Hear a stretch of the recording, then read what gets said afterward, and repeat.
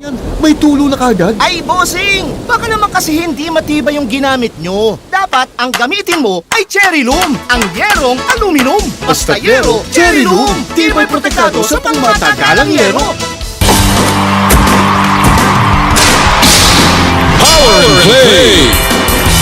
Narito na ako, Noli Iyala, kilalanin ang mga nasa likod ng bawat laro. Sa buhay man o sa playing court, game na tayo!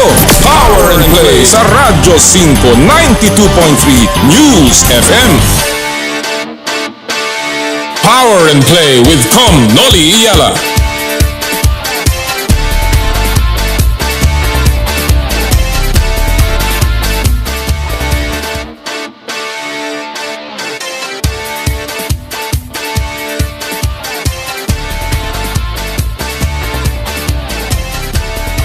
Sa kapwa ko Pilipino, ipagmalaki ang galing na meron tayo.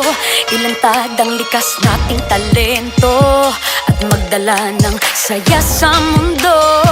Sa harap ng pagsubok ay di susuko, para sa pangarap tayo'y porsigido. Magpakitang gilas na at huwag magpatalo, ipag-iwang natin ang Pilipino. Yan ang Pinoy. Mula noon at hanggang ngayon, talento natin ang bida.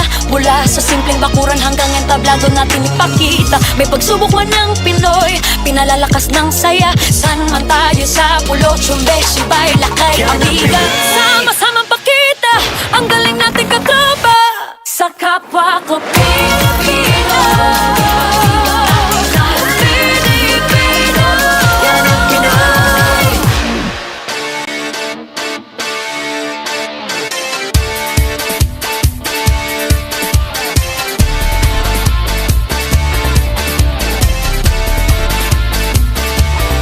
Sa simula ng Desyembre, isang mahalagang weekend sa sports at ating pong pag-usapan yan. Di paano? Bango na! Power and Play na! Power and Play with Noli Iyala. Aba, 22 araw na lamang po mga kapatid. Pasko na! Merry Christmas! Ay, nako! Magandang umaga po sa inyo lahat. Handa na ba kayo? Alam na, nagbibilang na. Yung mga inaanak ninyo, inaanak ko, at tayo mga ninong ay nagbibilang na rin ng araw kung saan tayo magtatago at kung saan tayo pupunta. Biro lang po. Magandang umaga po sa inyo lahat mga kapatid. Nagbabalik po ang inyong paboritong kasama tuwing Sabado ng umaga. Ito po ang Power and Play. Hatid sa inyo ng Cherry Loom, ang yerong may aluminum. Cherry Tigo, it's fun to drive. Chooks to go, ang nag-iisang manok ng bayan. True religion, where passion meets power. And of course, we are powered by Smart. Live Smart. Atin din pong, of course, wini-welcome ang ating pinakabagong tagapagtaguyod ng Power and Play, ang Sari Suki, the App Store. Magandang umaga po sa inyong lahat. Naku, again, sabi ko nga, malapit na po ang araw ng Pasko. At marami po sa ating mga atleta, bagamat ito na yung panahon na tayo medyo naghahanda, nagkakaroon na ng mga reunion, nagkakaroon na po ng paghabol para sa Christmas shopping at naiipit na sa mga napakabigat na trapiko hatid ng Kapaskuhan. Marami po sa ating mga atleta ay patuloy na talagang nag-iinsayo at sumasabak sa aksyon. Sabi ko nga, very crucial itong weekend na to sapagkat napakarami pong mga nangyayaring mahalaga. Papasok pa po sa mga finals ng iba't ibang mga liga. Kahapon po sa PBA, nagkaroon po ng mga laro na nagresulta sa isang knockout game bukas para sa PBA, yung final slot ng playoffs sa parte po ng Rain or Shine at saka ng NLEX. Naku, pambihira. Knockout game yan sa PBA Commissioner's Cup. Sa UAAP naman, meron din pong knockout game na magaganap din po bukas naman yan. Yan naman ay para sa huling slot sa Final Four ng UAAP sa pagitan ng De La Salle University Green Archers at ng Adamson Soaring Falcons. Bukas din po yan, ha? Tapos kagabi, natapos na po yung Game 1 ng MPBL Finals sa pagitan ng Zamboanga at Nueva Ecija, kung saan nanalo po ang Nueva Ecija Rice Vanguards in Game 1 ng Best of 5 ng MPBL. Punong-puno rin po yung kanilang venue doon sa Palayan, Nueva Ecija, no? At ang NCAA ay may Game 1 naman po ng championship bukas din sa pagitan ng Letran at ng College of St. Benilde. Pambihira. Ang dami pong nangyayari. Of course, ang PVL ay nasa gitna rin po ng kanilang finals kung saan nangunguna na ang Petrogas. So, napakahalagang weekend. Kaya naman po, ang dami-daming mga atleta na talaga pong bagamat Pasko ay hindi makapag-celebrate sapagkat tuloy-tuloy ang mga laban. Outside of the country, mga kapatid, yung ating pong National Wushu Team, Youth Team ay patungo na po ng Jakarta para lumaban. Andyan din po yung weightlifting. Sila Heidelin Diaz na lalaban po sa World Championship sa Bogota, Colombia. At yung pong ating karate team na papunta naman po ng Uzbekistan. Pambihira, ang dami pong mga National Sports Associations na busy at the end of the year. Yung boxing po, katatapos lamang ng World Youth Championship at mamaya po makakausap natin ang isa sa mga nagwagi doon po sa kanilang pagpunta sa Lanusia, Spain. Yung pong si Ronel Soyum. Batang-batang boksingero. I met him the other day and a very, very nice personality. Parang naalala ko po yung personality ni Yumir Marshall na nagsimula din po sa grassroots, itong si Ronel Suyom. Napakaganda po ng kanyang kwento. Mamaya po makakausap natin siya sa ating second hour. Mamaya din po, pinag-uusapan natin ang PBA. Papasok na ng playoffs ang PBA. Ang ating pong makakapanayam live on the show. Walang iba kung hindi ang arkitekto ng tagumpay ng guest team sa PBA. Sa kasalukuyan, ito pong Bay Area Dragons at ang kanila pong head coach, the multi-awarded Coach Brian Gorjan, at ang kanilang super import, si Miles Powell, ang ating muling makakapanayam dito po sa ating palatuntunan. And then later on, of course, ang nagbabagang usapin tungkol sa di umano'y pandaraya na ginawa ng isang Filipino referee doon po sa laban ni Manny Pacquiao at ni Nadel Hussein 22 years ago. Ay pag-uusapan po natin yan kasama ng ating mga kaibigan sila Ed Tolentino, Attorney Ed Tolentino at si Homer Saison. Mamaya-maya lang po yan. Kaya napakarami nating huntahan at talakayan, balitaan. So dyan lang po kayo. And of course, marami pa tayong pamimigay ng mga regalo. So, handa na ba kayo? Simulan na po natin ang ating show this Saturday, first Saturday ng Disyembre sa pamamagitan ng ating Sports Weekly Highlights. Power and Play with Com Noli Iyala. Patungkol na nga po sa doon po sa mga komentaryo ni referee Carlos Padilla, bumuna ng special panel ang World Boxing Council para imbestigahan ang mga naging pahayag ni retired Pinoy boxing referee Carlos Padilla nang umano'y dayaan sa Pacquiao-Hussein bout noong taong 2000. Sa interview ng WBC kay Padilla, sinabi niyang sinadya niyang bagalan ang pagbilang ng ma-knockdown si Manny Pacquiao sa naturang laban. Hindi rin daw niya tinawag ang umano'y headbutt ni Pacquiao kay Nedal Hussein na naging sanhi ng sugat sa ibaba ng kaliwang mata ng Australiano. Panalo sa laban via TKO sa 10th round si Pacquiao. Itinanggi na ni Pacman ang sinasabing dayaan at ginawa lang daw niya ang kanyang trabaho bilang boksingero. Dismayado naman si Hussein at sinabing may utang na belt sa kanya si Padilla. Sa volleyball, one win away ang Petrogas Angels para madepensahan ang kanilang PVL Reinforced Conference title. Matinding straight sets win ang kinuha ng Petrogas kontra Signal HD Spikers sa Game 1 ng finals para sa first blood win. Final score, pakinggan niyo po ito mga kapatid 25-21, 27-25, dikit na dikit at 37-35. Wala pong typo error yan ha. 37-35 yung third set. Nanguna para sa Petrogas ang kanilang import na si Lindsay van der Weide na may 34-point explosion. Sa Martes na ang Game 2 ng serye. Abangan po natin yan dito lamang sa One Sports. Good news naman sa international stage.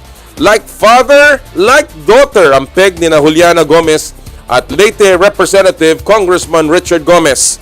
Wagi kasi sa sinalihang Air Force Open Fencing Tournament na ginanap sa Bangkok, Thailand nitong Nobyembre. Masayang ibinalita yan ng amang si Richard sa kanyang Instagram. Congratulations, Juliana!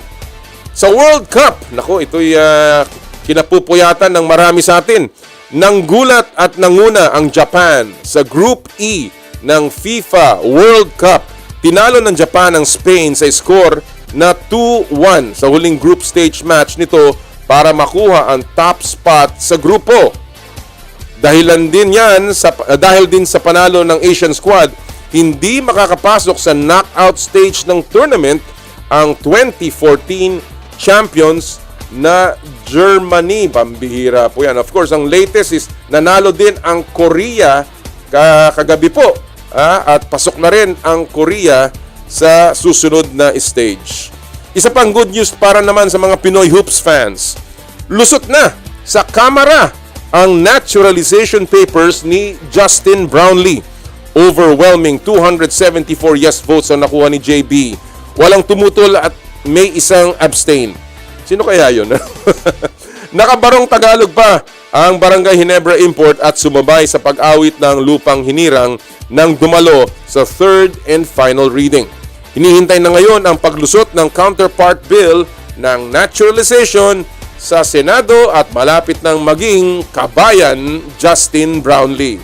At sa PBA, nilak na ng Magnolia Hotshots ang number 2 spot sa likod ng 106-90 win kontra Rain or Shine. Dahil dyan, sure na ang twice-to-beat advantage ng Hotshots sa quarterfinals. Samantala, 113-108 win naman ang inuwi ng San Miguel kontra Meralco sa comeback game ni Terence Romeo. 10 points ang contribution ni Romeo para makuha ng SMB ang 4th spot. Makakatapat nila ang Converge Fiver Xers sa best of 3 quarterfinals. At yan po ang ating mga buod ng balita sa Sports Weekly Highlights. Nako, grabe ha, yung sa PBA, kagaya na nabanggit natin, kahapon po ang pagtatapos ng elimination round at natapos na po except for the final seat, yung number 8 spot. Yun na lang po ang hinahabol natin at iniintay natin. Yung order po ng ating quarterfinals ay tapos na. Nanguna ang Bay Area Dragons, sumunod ang Magnolia sa number 2, number 3 po ang Barangay Ginebra, number 4 ang Converge, number 5 ang San Miguel Beer, Phoenix ang number 6, number 7 Northport, at number 8 pinagtatalunan po ng Rain or Shine at ng NLEX. Kung inyo pong mapupuna, wala po yung traditional na talk and text at Meralco dyan sa top 8 ng PBA. So talaga pong kumbaga nagkaroon ng balasahan sa quarterfinals. Kaya po ang ating tatanungin sa ating Pulso ng Bayan ngayong pong araw na ito ay patungkol po dyan. Ito po ang aking katanungan, hatid sa inyo ng Chooks to Go, ang nag-iisang manok ng bayan. Ano po ang inyong mukhang baliktad ang ating Ano po ang hot predictions ninyo sa paparating na PBA Commissioner's Cup Playoffs? Ulitin ko po yan Ano po ang hot predictions ninyo sa paparating na PBA Commissioner's Cup Playoffs? Mag-text lamang po sa ating pong hotline 0908-208-0629 o di kaya ay mag-comment sa Facebook page ng Power and Play o sa Facebook ng 1PH at Radyo 5. Ulitin ko po yan Ano po ang inyong hot predictions? Sa tingin nyo, mangyayari yung mga matchup ngayon Magnolia, Northport, Ginebra, Phoenix, Converge, San Miguel, Bay Area kontra hindi pa natin alam Rain or Shine at NLEX Mamaya po babasahin natin ang inyong mga kasagutan. Alright mga kapatid tuloy-tuloy po tayo bago tayo magpasok ng ating mga unang bisita. Ito muna po ang announcement mula sa Joyride Super App, yung kanila pong top-up promo sa Power and Play. Again, napakadali po sumali para makapanalo ng 1,000 pesos JRPay wallet credits. Mag-download lamang po ng the latest version ng Joyride Super App. Kuhanan ng screenshot ng inyong app's home screen kasama ng inyong account name at ipadala po ang screenshot sa Power and Play Facebook page via private message.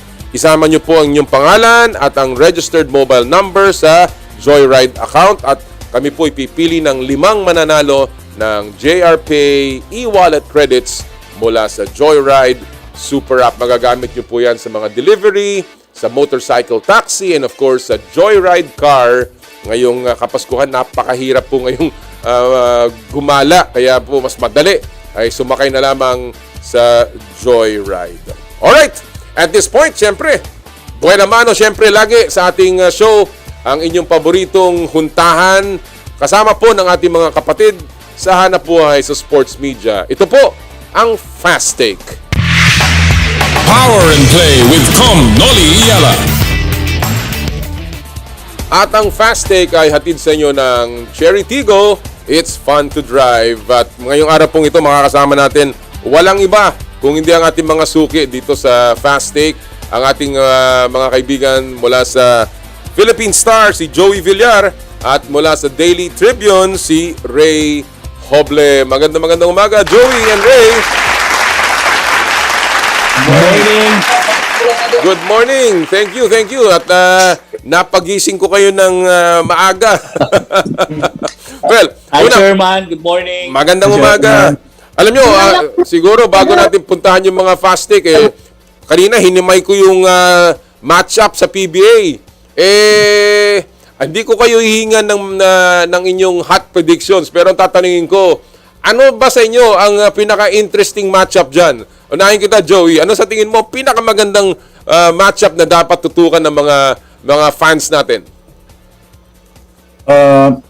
Chairman, sorry. Ang tawag na sali ako, Anyway, Chairman, ako, intriguing sa akin ang any matchup concerning Converge with Alden Ayo. Alden Ayo is a first-timer, so I want to see them play against the big boys of the PBA if he's for real or he's not. So, any matchup concerning Alden Ayo and Converge, para sa akin, that's intriguing.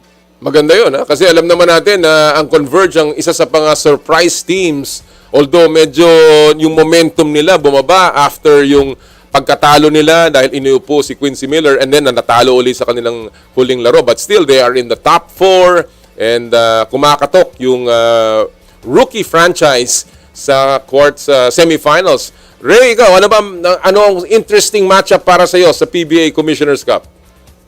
Alam mo, Chairman, I agree with Joey, no? Sa sinabi niya na yung Converge is very interesting, especially now they're up against San Miguel. No, this is going to be a gauge for them if they are a contender or a pretender, no? Kasi unang-una, ang kalaban nila rito, yung isa sa pinakamalakas na teams dito sa PBA, yung San Miguel, no? Pero ako medyo interested ako dito sa Bay Area Dragons, no? If you can see a commissioner, a chairman, no? Ito yung most dominant team in the past 4 decades sa PBA. Mas malakas pa to kaysa doon sa mga dumayong teams nung commissioner ka pa sa PBA, di ba? Tama. So makikita natin, no, over the past 4 decades, ito yung most dominant visiting team dito sa liga. So I can see Bay Area Dragons making a deep run to the playoffs and possibly going all the way. Tama. Ako, I totally agree, Ray. No? Talagang very, very impressive ang performance ng Bay Area Dragons. In fact, mamaya makakasama natin sila dito sa show. And I'm also very interested kung ano ang kanilang magiging sagot pagdating sa playoff pressure sa PBA. Alam naman natin, pagdating sa playoffs, medyo itinataas ang physicality, itinataas ang pace ng laro, at ika nga umiikli na ang rotation. Kaya I'm very interested to find out paano sila magre-react. I'm also, of course, intrigued by the rain or shine NLEX knockout game bukas sapagkat makakaharap ni Coach Yeng ang kanyang dating team, and of course may gustong patunayan si Coach Frankie dahil sinasagip niya ang prangkisa o ang grupo ng MVP dahil siya na lamang ang nabubuhay na team.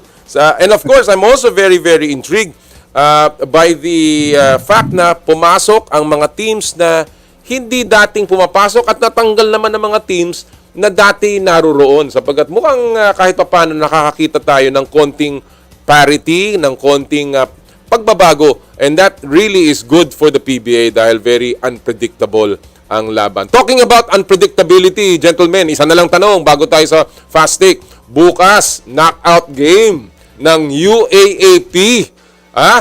Lasal kontra Adamson. Naku, mahalaga yan sabagat ang pamananalo ay papasok sa Final Four. Your bold prediction. Yan, Lasal, Adamson. Ray, ikaw muna. Anong sa tingin mo? Sino mananalo? Chairman, alam mo, parang nagkakaroon ng problema ang Lasal, no? In terms of yung having players na merong mga nararamdaman, kesyo masakit yung ulo, ganito, ganyan, no? Pero makikita natin, on the other hand, si Lastimosa kahit na merong may injury, talagang todo pa rin siya, todo laro pa rin, no? So ako, psychological wise, mukhang maganda yung rito ng Adamson, no? Mm-hmm. Kasi parang all out sila and nothing to lose. So ako, I'm picking Adamson. Wow, alright. Joey, ikaw, do you agree? Anong sa tingin mo mangyayari bukas? Ako, I gotta agree with paring Ray kasi while Lasal is a heavy favorite considering na lakas ng lineup nila, they can beat anyone if they want to. Yung mahirap kasi mga ibang issues, yung mga phantom issues na may ganito, may nararamdaman, mahirap. Samantalang yung mga hindi nagre-reklamo, tapos yung coach pa nila, si Nash na sabi niya gusto pa rin niya mag-coach hanggang December. Iba yun iba yung dala nun Kaya I think Adamson will win this by a hairline. Wow, interesting yan. Ako talagang, I really think that the factor here will be injuries. Sino maglalaro para sa Lasal? Hindi natin alam kung ano nangyayari doon sa kampong yon. Of course, Jerome Lastimosa, meron ding iniinda. But, at the end of the day, it will be very interesting to see how they will respond to the pressure. I will go against the Adamson this time. I think yung pride ng Lasal at gusto nila makatapat ang Ateneo sa Final Four, I think that might be a good motivation para sa kanila. And I think it will be a very interesting match bukas. All right. No Christmas tree, but it's okay. Let's go with our fast take issues of the morning, gentlemen. At alam na niyo yung drill dito. Bato-bato sa langit, tamahan, huwag magagalit. Ang opinion nyo ang mahalaga. And of course, walang tama, walang mali. Simulan na natin. Ang ating unang issue sa umagang ito ay patungkol dito sa nagbabagang issue na inilabas o siniwalat ni Carlos Padilla nung laban ni Pacquiao at ni Hossein. Ang tanong, ano ang opinion nyo sa sinabi ni Carlos Padilla na niluto niya ang Pacquiao-Hossein bout pabor kay Pacman? I'll begin with you, Joey. 1 minute. Go! I don't want to judge Sir Carlos Padilla, but I think it's unfortunate that this happened. But as they say, truth will set us all free. And as my former Philippine Star boss, si Lito Tacuan said, this might cost him the Hall of Fame, or it may turn into a Hall of Shame. But did Carlos Padilla cheat? Yes. Will it change the course of Manny Pacquiao being one of the greatest of all time? No, kasi kahit na sabihin ni Carlos Padilla na okay, he's been honest, natalo si Pacquiao doon, mahirap i-stop ang destiny ni Pacquiao Talagang tatalunin din niya yung next opponent niya, and then he will beat his next few opponents until he reaches that destiny that he has reached. So I think lang to, parang konting effect lang to sa greatness ni Manny Pacquiao. Alright. Well, mabigat ang mga alegasyon ni Carlos Padilla. And of course, ang tanong dyan is whether talagang yan ay may katotohanan, because that's another matter, yung mga sinasabi ni Carlos Padilla. Same issue, Ray. Ano ang opinion mo sa sinabi ni Carlos Padilla na niluto niya yung laban ni Pacquiao at ni Hossein? 1 minute, Ray. Go! You know what, Chairman? I was there during the Pacquiao-Hussein bout 22 years ago at the Inares Center in Antipolo. Oo. And I could say, it's true eh. Kasi talagang talagang dinelay ni Referee Carlos Padilla yung count eh. Parang inaid niya si Manny Pacquiao. So nagkaroon talaga ng long count doon. Pero ang sa akin dito, walang kasalanan si Manny Pacquiao doon eh.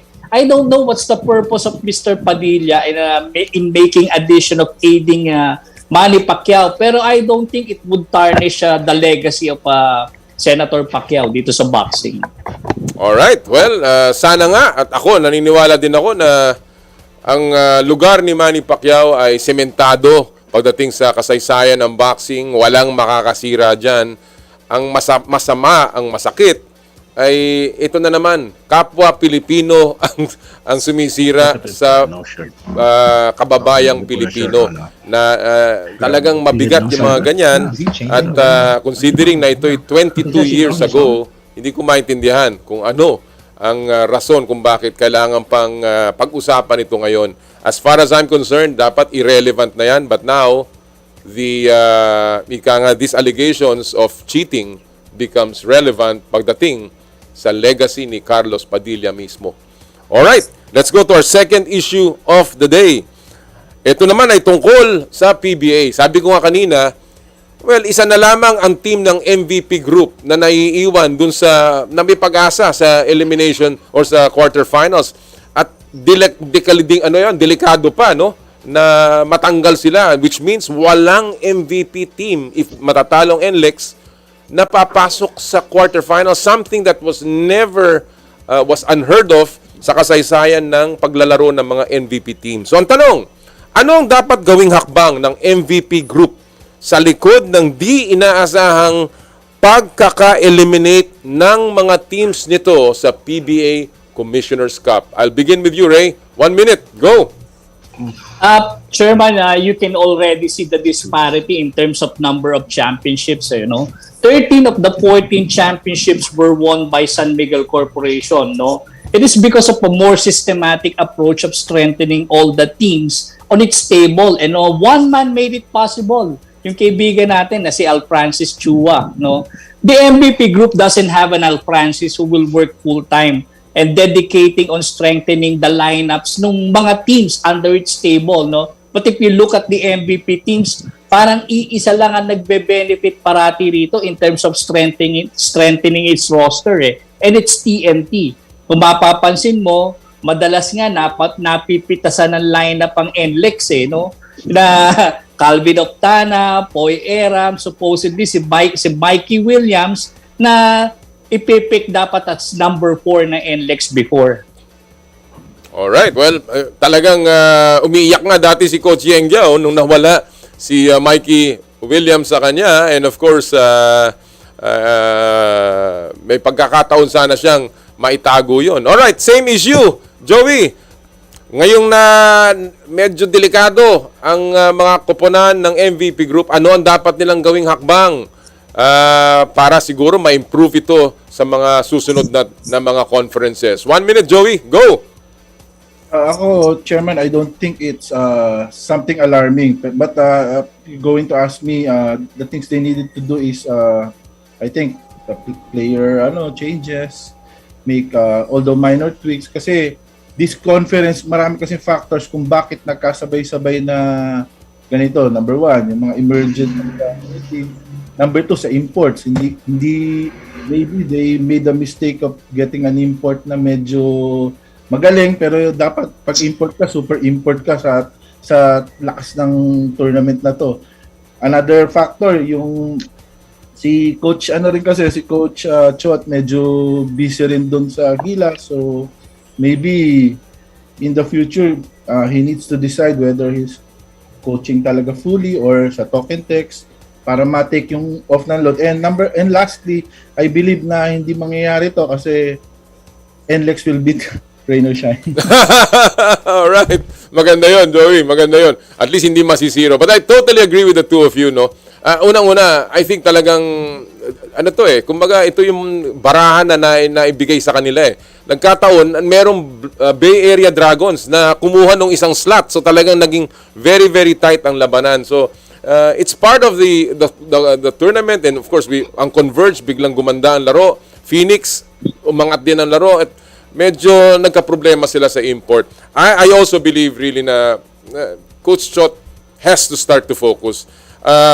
Parang masyadong hati ang kanyang atensyon, and it's very, very difficult for him natutukan kung sino ang import na kukunin, etc., etc. But I think at the end of the day, I think tama ka, Joey, hindi ito alarming. I think the MVP group has understands the quality na kailangan nila para manalo, and I think they will do something about it in the next conference. All right, let's go to our third issue of the morning. At ito ay tungkol sa ating paboritong PVL volleyball. Nako nasa championship na tayo.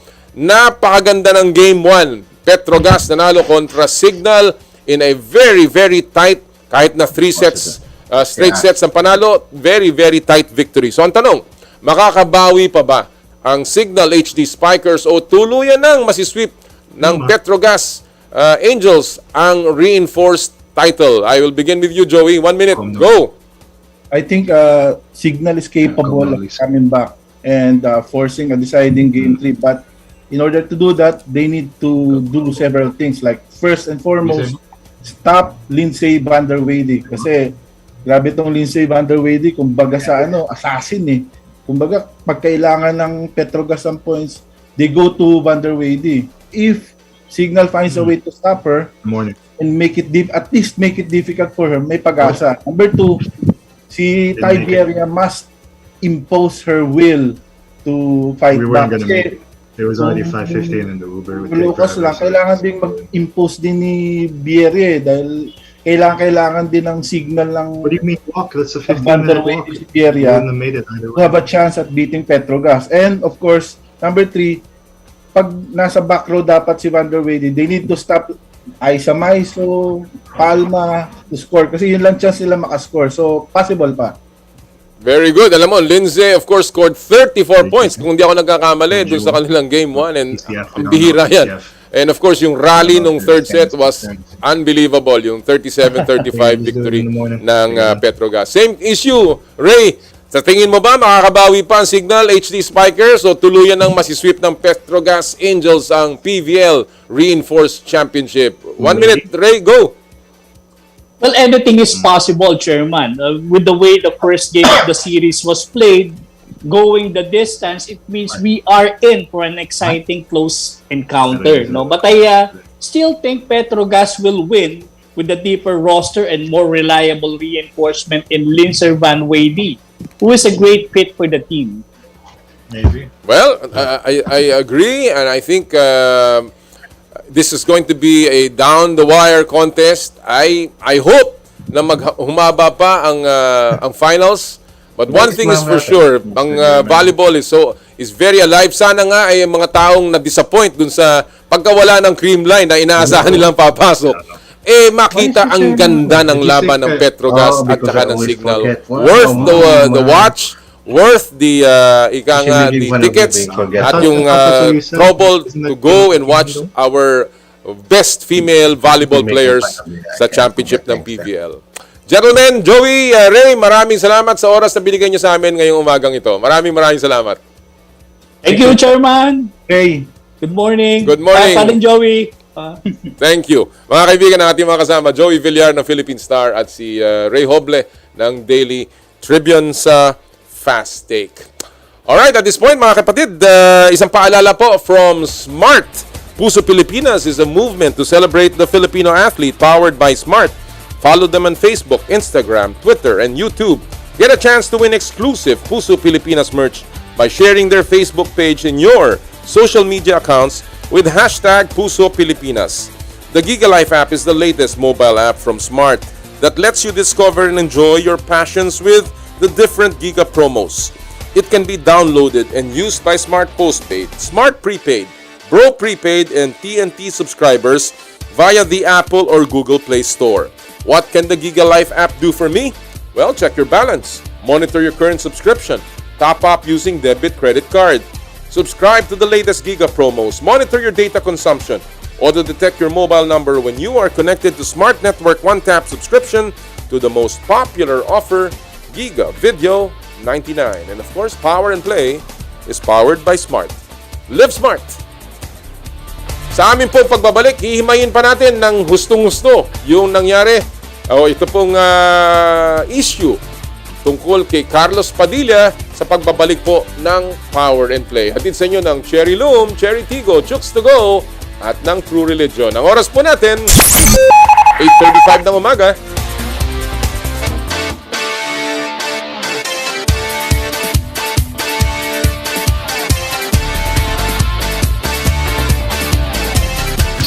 I dare to dream big, to be a voice of my generation, to inspire resilience in the face of roadblocks. And in sharing my stories, I let others share in my passion.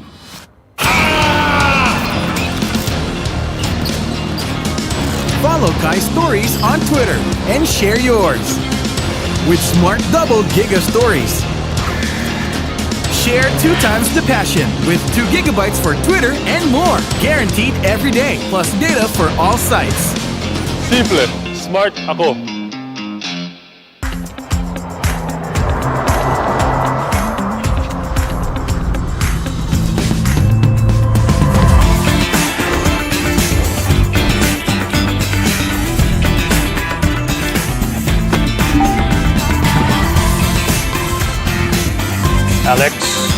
Alex, are you ready to have some fun on your first driving lesson?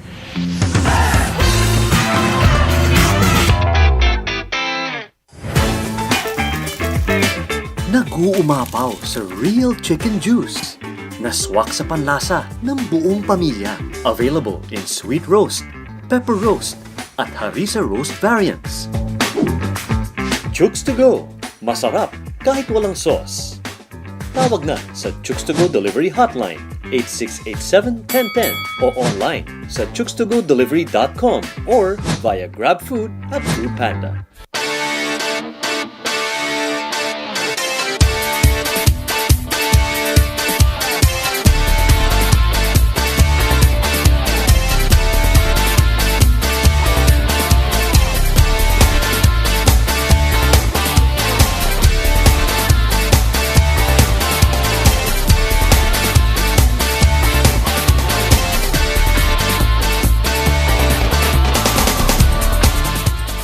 Magbabalik sa ilang sandali ang programang hindi nyo mabitawan sa 92.3 News FM, Radyo 5. Mukhang kailangan ko na naman palitan ng bubong ko, pare. Mag-iisang taong pa lang yan. May tulo na kagad. Ay, bossing! Baka naman kasi hindi matibay yung ginamit nyo. Dapat ang gamitin mo ay Cherry Loom, ang yerong aluminum. Basta yero, Cherry Loom. Tibay protektado sa pangmatagalang yero. Prepare your heart for an all-out clash as the Premier Volleyball League Invitational Conference. Games every Tuesdays, 2:30 p.m. and 5:30 p.m. Thursdays and Saturdays, 2:30 p.m. and 9:30 p.m. on One Sports. Mukhang kailangan ko na naman palitan ng bubong ko, pare. Mag-iisang taong pa lang yan. May tulo na kagad. Ay, bossing! Baka naman kasi hindi matibay yung ginamit nyo. Dapat ang gamitin mo ay Cherry Loom, ang yerong aluminum. Basta yero, Cherry Loom. Tibay protektado sa pangmatagalang yero. Singgaling na, singkulit pa, Singgaling Kids! Tuwing Sabado, 6 p.m. sa TV5! Mukhang kailangan ko na naman palitan ng bubong ko, pare. Mag-iisang taong pa lang yan. May tulo na kagad. Ay, bossing! Baka naman kasi hindi matibay yung ginamit nyo. Dapat ang gamitin mo ay Cherry Loom, ang yerong aluminum. Basta yero, Cherry Loom. Tibay protektado sa pangmatagalang yero. Your favorite NBA is back! Catch the thrilling season of the NBA every Monday and Friday on One Sports and every Saturday and Sunday on TV5. Always a fan of the NBA. Mukhang kailangan ko na naman palitan ng bubong ko, pare. Mag-iisang taon pa lang yan. May tulo na kagad. Ay, bossing! Baka naman kasi hindi matibay yung ginamit nyo. Dapat ang gamitin mo ay cherry loom, ang yerong aluminum. Basta yero, cherry loom. Tibay protektado sa pangmatagalang yero. Nangunguna sa balita at impormasyon, tulong at inspirasyon. Ito ang bago at totoong tunog ng serbisyo publiko para sa bawat Pilipino. Mas pinalakas, mas pinalawak na AM sa FM 92.3 News FM Radyo 5. Radyo 5. Balik tayo sa programang inaabangan nyo sa 92.3 News FM Radyo 5. Kami ang bagong tunog ng serbisyo publiko. Power and Play. Game na sa Radyo 5 92.3 News FM.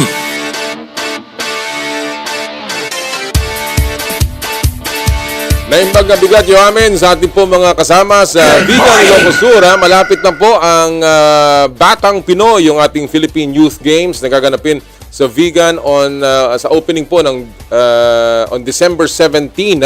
Andiyan po lahat ng mahigit 4,000 mga atletang bata ang sama-sama po at finally magkakaroon po ng pagkakataong magkaharap-harap na face-to-face na po ang competitions sa Batang Pinoy. Again, thank you so much sa probinsya po ng Ilocos Sur sa pangunguna ni Governor Jerry Singson and of course sa lahat po ng tumulong para ito pong ating Batang Pinoy ay muling mailunsad. Siya nga pala, binabati ko rin ng isang happy birthday ang aking kaibigan si Ray Oriola. Happy birthday. And of course, sa lahat po ng mga tagapakinig natin sa Batangas at sa Batangas City, sa Tanawan City at sa San Pablo City. Magandang umaga po sa inyong lahat. Alright, bago natin ipasok ang ating guest, ipa-flash ko yung ating pinupulsuhan ngayong araw pong ito. Hatid sa inyo ng Chooks to Go, ang nag-iisang manok ng bayan kasi kanina nagkaroon lang tayo ng konting typo. Ang ating pong pinupulsuhan ngayong araw pong ito ay tungkol sa PBA. Ano po ang hot predictions ninyo sa paparating na PBA Commissioner's Cup? Ayan po mag-text lamang o di kaya ay mag-post sa ating Facebook page. Pinag-uusapan natin ang mainit na topic ng allegations ni Carlos Padilla. Let's go straight to the point. Makakasama natin ngayon mga boxing experts at sumusunod sa naging career of course ni Senador Manny Pacquiao. Walang iba kundi si Attorney Ed Tolentino at ang ating kaibigan si Homer Saison live from Chicago. Magandang araw, Attorney Ed and Homer. Thank you for joining us on short notice ngayong umagang ito and for joining us in the show, Attorney Ed. Magandang umaga, Commissioner. Homer, magandang umaga po sa inyong lahat. Same to you. Good morning, Commissioner. Good morning, Attorney Ed. A pleasure to be here, as always. As always, indeed. And let me go straight to the point. Ang issue is the allegations ng tinatawag na cheating na sinasabi ni referee Carlos Padilla dun sa laban 22 years ago ni Pacquiao at ni Hussein on October 10, 2020 for the WBC International Super Bantamweight title na ginanap sa Inares. So, ang una kong tanong, Attorney Ed, is this. Surprised ka ba about this? And nung panahon na yun ba, meron na bang chismis tungkol dito na nagkaroon ng ganitong klaseng dayaan? Well, nasupresa tayo sapagkat unang-una, 2000 pa nung nangyari yung insidente. Ngayon, sinasabi nila na nagkaroon ng dayaan, marami talaga nakapansin nung na-knockdown si Manny Pacquiao doon sa 4th round kontra kay Hussein na parang siyempre, napansin nila, parang medyo bagal ang bilang at parang may mga ginawa si Padilla to give Pacquiao enough time to recover, to clear his head, ika nga, no? Pero ito hindi bago sa boxing sapagkat may mga referee talagang ganyan na siyempre minsan nabigla sa pangyayari, medyo nagulantang, hindi alam kung anong gagawin at meron iba talaga, sabi nga ng mga historians, yung mga up-and-coming boxer who they believe will be the face of boxing, may konting built-in protection yan. So medyo nabigla tayo doon. Ano kasi usually naman, walang mga referee umaamin ng ganun eh. Na talagang, hindi, inaayos ko talaga yung laban na yan. At talagang mininiobra ko yung resulta dyan. Ano? So medyo nabigla tayo at hindi natin alam anong rason. Pero nagbigay ng rason yung anak eh. Ang sabi ng anak, pasensya na kayo, 88 years old na yung tatay ko at parang natutuwa lamang na parang biglang nagkaroon siya ng atensyon dahil sa Hall of Fame induction niya. Alam mo to, Homer, Commissioner Noli, yung mga lolo natin, pag nagkikwento, medyo exage, di ba? Bata pa ako iniligtas ko yan ganun yung mga lolo natin kung magkwento may konting exage hindi ba? Nagkataon lang, nakakalimutan ni Referee Padilla na ito'y formal na interview at meron ng ikangay social media na within seconds, kalat sa buong mundo. So medyo unfortunate itong nangyari ito. Ang sinasabi mo ba, Atty. Ed, hindi dapat ito sineryoso? Para sa akin, in fact, the WBC let it go for 22 years Hindi nga pinansin Let me tell you, kung hindi si Manny Pacquiao, yung opposite boxer, will Nedal Hussein be racing the same hell? Will Nedal Hussein be saying na nasira ang buong karir ko dahil sa laban na yun? For me, that is hogwash. Ang future ng boksingero nasa kamao pa rin niya. In fact, the problem is, he was not made of tougher metal. By 2007, he was already retired and losing one fight after another. Pacquiao went on to become an all-time great even after getting knocked out by Juan Manuel Marquez. All right. Well, Homer, you have followed the career ni Senator Pacquiao, of course, kayong dalawa ni Atty. Ed. Unang-una itong laban na to, of course, alam ko na kayo ay masusing tagapagsunod ng boxing.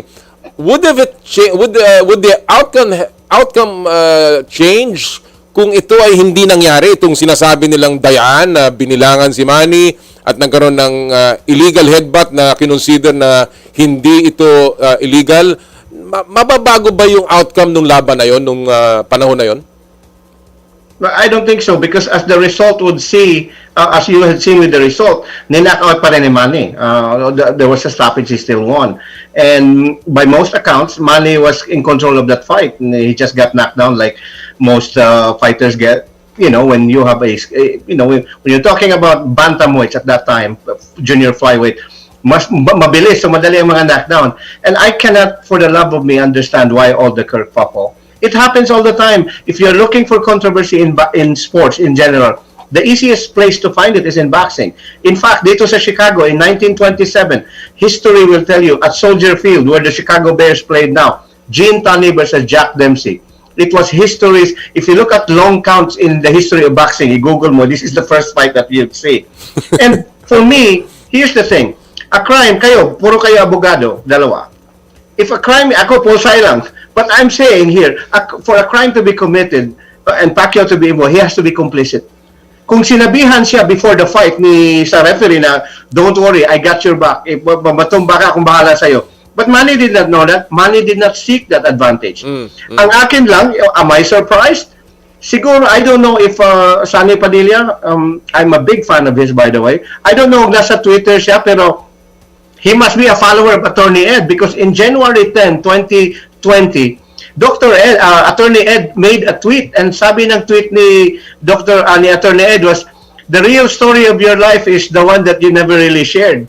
So, obviously, na-share niya for the way, masabi lang natin, Commissioner, in life, the hardest thing to bear is the weight of unconfessed sin. So siguro hindi na niya medyo na-consensus siya or whatever.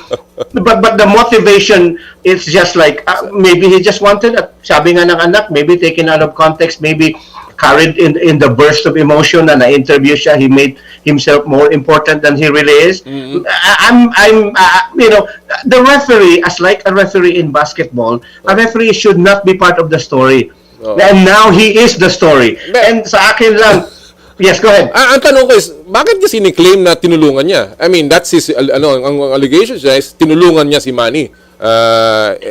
Di ba? Maybe he did. Maybe he did. But there's a term for that in boxing, as Attorney Ed would know. It's called home cooking. Natural naman yan. How many times do we complain na mga boxer natin doon sa Thailand, doon sa Japan, na ginagawa ng ganon, na there seems to be some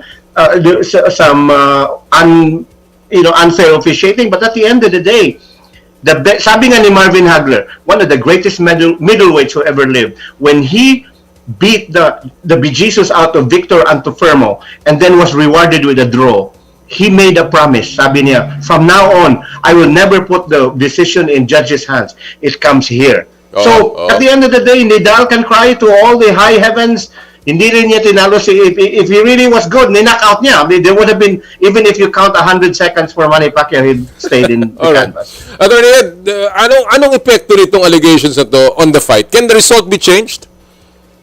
Para sa akin, may hirapan, kasi ang involved dito yung referee mismo. Sabi nga ni Homer, wala namang involvement na napapatunayan so far na involved si Manny Pacquiao o any from his camp, kasi usually kapag ang boksingero, let's say nag-test ng positive for banned substances o may mga ginawang pandaraya, talagang pwedeng paltan yung resulta. Pwedeng maging no contest. Pero ito, referee mismo So any penalty should be on the referee, not on the fighters. Bakit mo bibiktimahin yung mga boksingero? Rob them of what they justly earned. Nung na-knockdown si Pacquiao, hindi naman niya tinignan si Padilla at sinabi, uy, pwede pa ako mahiga kasi ang bagal ng bilang. Hindi naman ganun si Padilla mismo ang tatamaan dito. Okay. Ito yung isang suntok na binitawan ni Carlos Padilla na tumama sa sarili niyang panga. Yun ang nangyari dito. Ang problema, paano mo paparusahan ngayon si Padilla? 22 taon na, 22 years na siyang hindi nagre-referee. Wala na siyang link to any of the boxing organizations. Paano paparusahan ng WBC? That fight was sanctioned by the WBC and the WBC did not lift a finger for over 2 decades. Gumawa daw ng panel ng WBC, Homer. Para saan itong panel na to and what do you think will be the outcome of this panel? Well, the outcome, it would be like, if they create a panel, it would have the effect of somebody watering the plants while the house was on fire. It would have no effect whatsoever, Commissioner, because number one, if they go into a full-fledged investigation, what's to prevent Sonny Padilla to hire a good lawyer and say, hey, my client was kidding. It was in a fog of the early morning na interview ako and I felt like it was a good day to make some jokes, di ba? So, because it was an interview, it was not a sworn affidavit. So he can always retract that anytime he wants. And like I said, what does it do? It does not tarnish Manny's legacy. Even after that so-called controversy, he still beat Ricky Hatton, Barrera, Juan Manuel Marquez, and everybody else who stood in front of him. So it's a non-issue. Kaya nga, that's why I never wrote about it. I was more surprised by the reaction of, something that's as benign as this one. Yun nga mahirap kasi again, in the era of social media, napakadaling i-blow up ang issue katulad nito. Ed, Hussein, I know you already said na ito naman ay hindi naman nakatulong sa kanya, but he called it a criminal act. Ano reaction mo dyan sa ganyan mga statement ni Hussein, Attorney Ed? Ay palagay ko nararamdaman pa niya yung tindi na suntok ni Manny Pacquiao at medyo hilo pa siya hanggang ngayon. Come on, it's just a boxing match. Okay? You may have lost that fight, but you still had it in you to get back. Kung siya yung nagpursige sa kabila ng pagkatalo, di sana nakaharap niya muli si Manny Pacquiao in a rematch. So, para sa akin, sana nasa iyo pa rin naman ang control ng future mo. You control your own destiny, not that particular incident. And the record shows, in 2004, he even got another title shot. But he was beaten by Oscar Larios, and by 2007, wala na siya. So, yung sinasabing criminal isang may criminal intent, mahirap i-establish yan. Kailangan may pruweba ka. Hindi mo pwedeng bastang akusahan na, hindi, you're a criminal or whatever. Kailangan may pruweba ka. Para sa akin, sabi ko nga, pwede mong tanggapin yung explanation ng anak. Maring tuwang-tuwa lang si Carlos Padilla na naging focus ulit siya ng atensyon after 22 years. And sabi ko nga, parang kwento to ng mga lolo natin. Alam mo, nung panahon ko, mas maganda. Wala yan sa lolo ko. Yung mga ganun kayang usap, wala yan sa lolo ko. Yung lolo ko, one time nakaupo ako sa swing namin in our ancestral home in Cebu, and then my grandfather bragged and he said, I was a top-notcher at the bar. Pala 78% passing rate lang pala. But still, he's a lawyer. Baka ibang bar. Iba-iba yan. Depende sa kwento. Homer, let me ask. Si Referee Padilla. Let me ask about Sonny Padilla. What does this do to Sonny Padilla? I mean, in terms of his reputation, in terms of his legacy, even being considered as a Hall of Famer. What does this do to to his this allegations para sa kanya, Homer? Well, it tarnishes it, obviously, because this is previously he had sabi nga natin, a reputation. Sabi nga natin, parang baka naman ito kwento-kwento lang. I mean, pwede pa rin bang masagip si Sunny dito tungkol even with these allegations already? Yeah, like any PR person would tell you, every time a public official or a public figure makes a mistake, the mea culpa has to come almost immediately. And to wait a few days and to let it marinate and to let the public opinion set in, mahirap na, because then they would say, if you really felt like mali yun or biro lang, the reaction should have been knee jerk right away. Oh, joke lang yun. But to wait 4 or 5 days and listen and to have your daughter speak for you, and then it's already hard. Pero para sa akin, it would not. Like Attorney Ed said it best, he had been out of the business for the last 22 years. What can you do to this man? By the same token na hindi mo makuha yung legacy ni Manny for having beaten all those fighters, I cannot unsee the great fights that I saw Padilla in front of the ring, like Muhammad Ali and Joe Frazier. He was in that fight. And just because he said something so obnoxious, it does not take that image away. He's still one of the greatest referees. Ang dami ko pa rin, there are other fights that he officiated with Pacquiao, and he did not favor Pacquiao. So, to me, just like I said, we all make mistakes, and let this slide. The WBC, I'm sure they'll have their investigation, token investigation. Walang mangyari dito, and it's really up to the private individual, like, what do you think of, what do you think of Sunny? To me, I think he was a great referee. Your career of a great referee, officiating over 100 fights and more or so 70 title fights, it does not diminish by one slip of the tongue. All right, Ed, I'll go to the bigger picture. Again, this is about boxing, and all of these allegations always usually, sabi nyo nga, napakadaling gumawa ng kwento, pero ang tinatamaan ay yung reputation ng sport. Your thoughts about that? Lalong-lalo na because, maraming tumitira sa sport ng boxing. In fact, in the Olympics, may mga usap-usapan na matatanggal na ang boxing, at alam naman natin na nangyayari sa amateur boxing din. So, how does this affect the greater image of boxing, Attorney Ed? Well, para sa akin, mas marami pang mas mabibigat na insidente o black eye na tinamo ang boxing other than this incident. Mas marami pa, at tingin ko, mas mabigat pa nga dyan. Di ba yung isang nakapatay na boksingero kasi loaded pala yung gloves niya. Ang daming insidente na dinaanan ng boxing. Ito another chapter, but alam mo, ang boxing has a way of bouncing back eh. Ilang beses nang bumagsak ang boxing, but still, boxing, the sport, rises from the ashes at nananatiling isa sa mga paborito at bankable sports sa mundo. So, unfortunate ang nangyaring ito. 1967 to year 2000, referee si Padilla, around 381 fights, great fights. Yung profesyon ng pagiging referee, tinamaan dito kahit papano, na-drag yung mga kasama niyang kapwa referee. Because syempre, ikaw ang third man in the ring, you're the most neutral person, yung neutrality mo, every time na umakit ang isang referee, talagang target yan ngayon ng mga kritiko. Pero boxing will survive. For me, this is just a block. Hindi ito yung isang major incident na pwedeng subira. Mas marami pang pinagdaanan ng boxing na mabibigat. Yung sa Seoul Olympics, yung kontrobersiya sa mga scoring. Ang daming pinagdaanan ng boxing. So, babangon ang boxing, will recover from this. This is just another round na unfortunately na knockdown ng sport. Pero tuloy ang hataw ng tinatawag kong punch for pay business. Well, si Sunny Padilla, of course, will always be esteemed. That we will always remember the great thrilla in Manila, na sana na lang yan ang maging memory natin kay Sunny Padilla, hindi itong allegation of an 88-year-old lolo, sabi nyo nga, na nagsasalita ng patungkol dyan. Alright, before I let you go, naubusan tayo ng oras. Homer, I just want to get your very quick prediction. This is interesting. About the knockout game bukas ng Lasal kontra Adamson. Alam ko na ikaw ay isa rin masugid na sumusunod sa UAAP, and I was supposed to have Shawnee Winston here.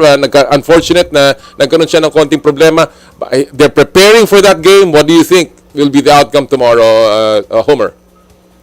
I like LaSalle. It's too deep, too strong, too talented.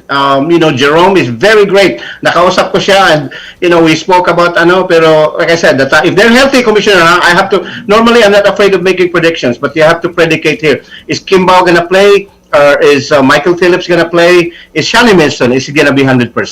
But if they're going to be all 100%, Commissioner, it's LaSalle by a runaway. But if they're not healthy and not playing, man, what a puncher's chance. Speaking of boxing, Adamson has a puncher's chance. Knockout mula kay Adamson.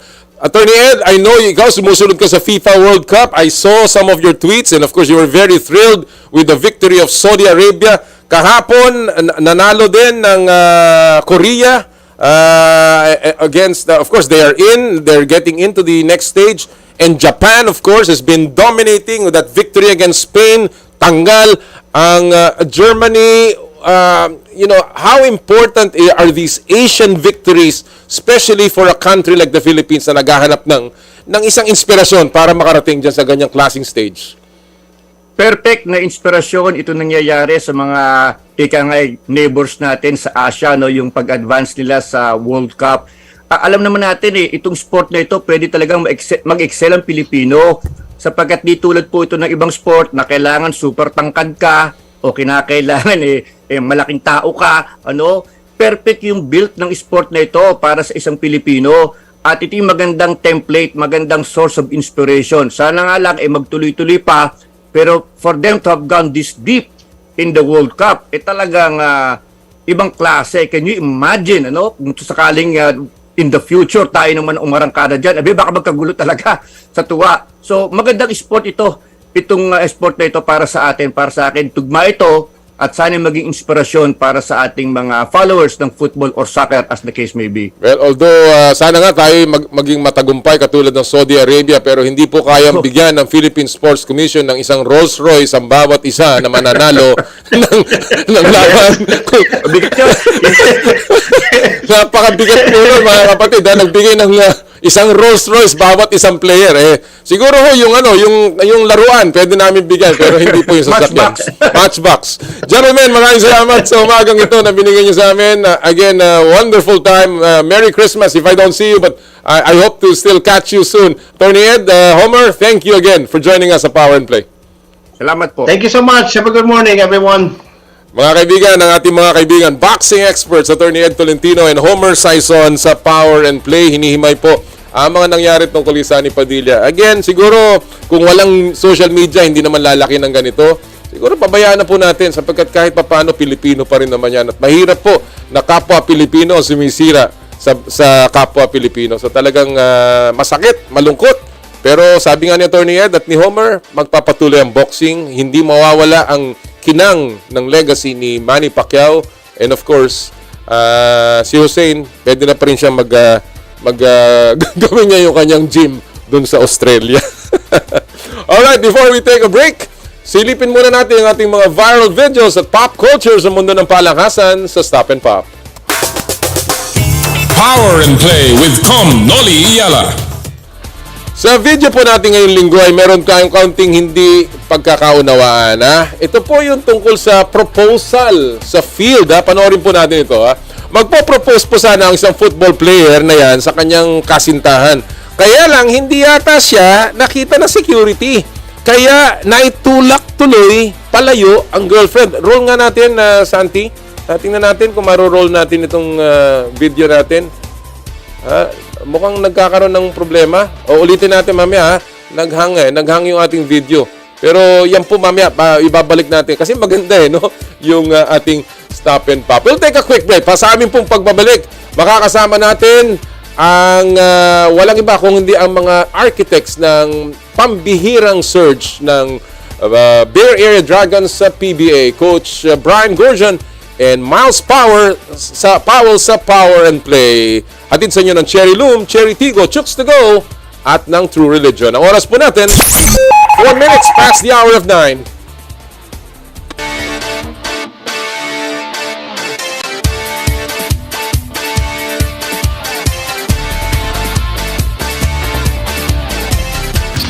I dare to dream big. To be a voice of my generation. To inspire resilience in the face of roadblocks. And in sharing my stories, I let others share in my passion.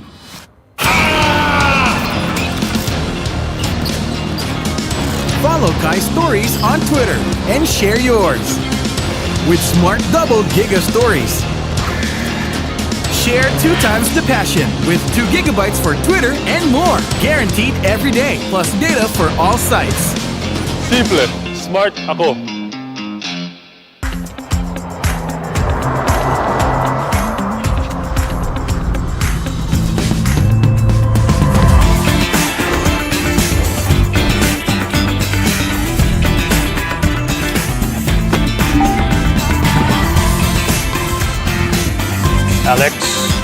Alex, are you ready to have some fun on your first driving lesson?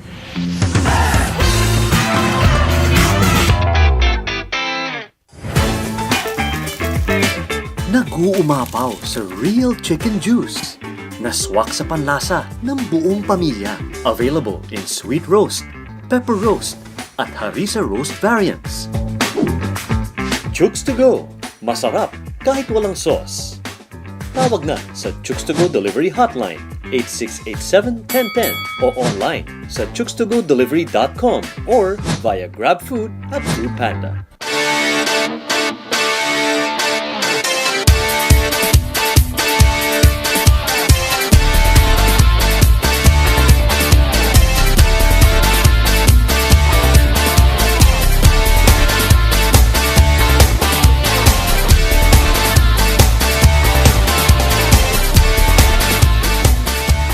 Magbabalik sa ilang sandali ang programang hindi nyo mabitawan sa 92.3 News FM, Radyo 5. Mukhang kailangan ko na naman palitan ng bubong ko, pare. Mag-iisang taong pa lang yan. May tulo na kagad. Ay, bossing! Baka naman kasi hindi matibay yung ginamit nyo. Dapat ang gamitin mo ay Cherry Loom, ang yerong aluminum. Basta yero, Cherry Loom. Tibay protektado sa pangmatagalang yero. Tutukan gabi-gabi ang malalimang pagsisiyasat ng mga napapanahong balita. Hihimayin ang iba't ibang anggulo para sa mas malawak na diskusyon at impormasyon. Samahan sina Ed Lingao at Mian Los Baños mula sa Frontline tonight, Lunes hanggang Biyernes, 10:35 p.m. sa TV5. Mukhang kailangan ko na naman palitan ng bubong ko, pare. Mag-iisang taong pa lang yan. May tulo na kagad. Ay, bossing! Baka naman kasi hindi matibay yung ginamit nyo. Dapat ang gamitin mo ay Cherry Loom, ang yerong aluminum. Basta yero, Cherry Loom. Tibay protektado sa pangmatagalang yero. Prepare your heart for an all-out clash. Catch the Premier Volleyball League Invitational Conference. Games every Tuesdays, 2:30 p.m. and 5:30 p.m. Thursdays and Saturdays, 2:30 p.m. and 9:30 p.m. on One Sports. Mukhang kailangan ko na naman palitan ng bubong ko, pare. Mag-iisang taong pa lang yan. May tulo na kagad. Ay, bossing! Baka naman kasi hindi matibay yung ginamit nyo. Dapat ang gamitin mo ay Cherry Loom, ang yerong aluminum. Basta yero, Cherry Loom.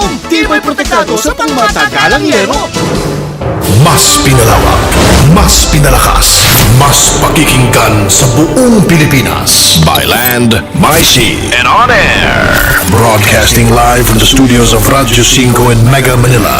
25,000 watts ng balita. Impormasyon, opinyon, inspirasyon para sa bawat Pilipino. 92.3 News FM, Radyo 5, Radyo 5. Ito ang totoong tunog ng serbisyo publiko. Balik tayo sa programang inaabangan nyo sa 92.3 News FM, Radyo 5. Kami ang bagong tunog ng serbisyo publiko. Power and Play. Team na sa Radyo 5 92.3 News FM.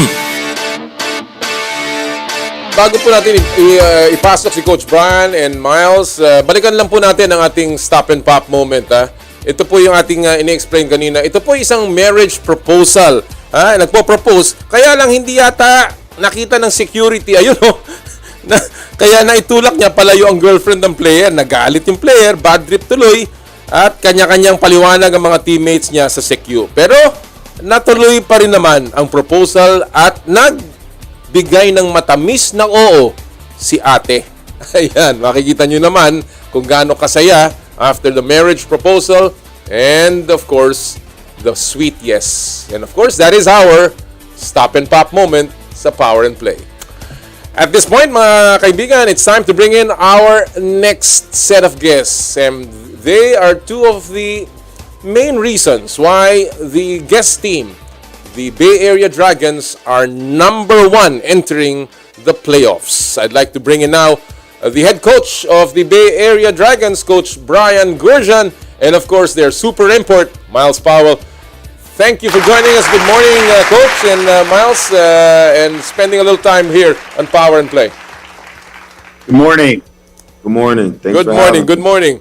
Well, first of all, I want to get straight to the point. You are coming into the quarterfinals, number 1 ranked. You will finish the eliminations number 1 ranked. You were the first to enter the playoffs. Coach, does this surprise you? Was this part of the expectations when you entered the Commissioner's Cup? Boy, I'm really pleased and really proud of what it's a new group that was just assembled. We've probably been together for about 5-6 months. We knew we were coming into a great competition, and this was going to be a real challenge. And I guess in starting any culture, it's getting the day-to-day right and being able to compete in, game out. So you've got a season right now to finish on top, but now the playoffs is a whole different challenge as far as playing the same team time and time again. Everything goes up. But as far as what we've accomplished now, it was more not expectations. It was just trying to get a culture of good practice and trying to compete in this game in and game out. What has been the key to success, Coach Brian, for you? Well, I think the youth that we've got a young group that can train. When you look in this competition, there's a lot of experienced guys that have been around the block. We have a lot of youth, and I just think we've played with high energy, we've played with good pace, and we've gotten better. And then the cream on the crop, the cream at the top has been Miles and Andrew Nicholson. As far as imports, they've both been dominant in their play and had tremendous leadership and been able to play off those guys has given us a huge advantage. Miles, only 2 losses going into the playoffs. Many times you have looked so dominant. Many times you've made it look easy. I'm sure it wasn't. But what has been the toughest part so far of your journey in the PBA?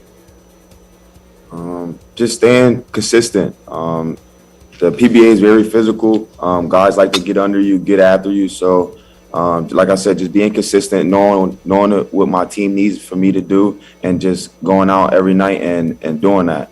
My teammates believe in me. My coaching staff believes in me. So that makes it 10 times easier. And we're just playing good basketball right now. Before I go to the team and your actual the way you've played, how much has this stint to help you, Miles? You've been here in the Philippines for months now, and obviously there's partly things that you've picked up here, character building, just being away from family. How much has this playing in the PBA helped you personally? It helped me a lot. I mean, this is my first time away from home, and credit to my coaching staff and my teammates. They made it the transition very easy. My coaching staff, they've been on me since I've arrived here. One of the first things Coach told me when recruiting me to this team and when I got out here was that he was going to send me back. When I left here, I was going to be a better player. And I feel like since I've arrived here in August, I've taken steps forward, not only as a man off the court, but on the court as well. And like I said, we're just trying to keep it rolling. When we came in, we said our goal was a championship. So like Coach was just saying, we know that that first part of the season is over, but the playoffs is going to be a whole nother a different type of war. So we're just preparing for that. The goal is a championship. That's been the goal since number 1, and that's what we want to bring to our program. I want to pick up on that, Coach Brian. You have selected, of course, Miles Powell moving forward in the PBA Commissioner's Cup in the playoffs over Andrew Nicholson, and I know you've said it's been very, very difficult, but what were the factors considered by you and your coaching staff in making that selection? I think that the game of basketball and the game in the Philippines, the guard has more influence on a game than a big. It's as simple as that. I mean, Miles controls the tempo of the game. He's got the ball in his hand. where Andrew is dependent upon other people to get him the ball, and defensively, again, for us, we've got coverage in his area more than we do in Miles. So it's not the better player. It's the better influence in the team and in the competition. And Miles just has more influence on our team. And I've always felt, going back to internationally when I was with Australia, if you've got a great guard and you're playing Team USA, a team that's much better than you, like a Patty Mills, you can still compete. If you've got a great bigs and you're dominant by the guards, you're going to get beat.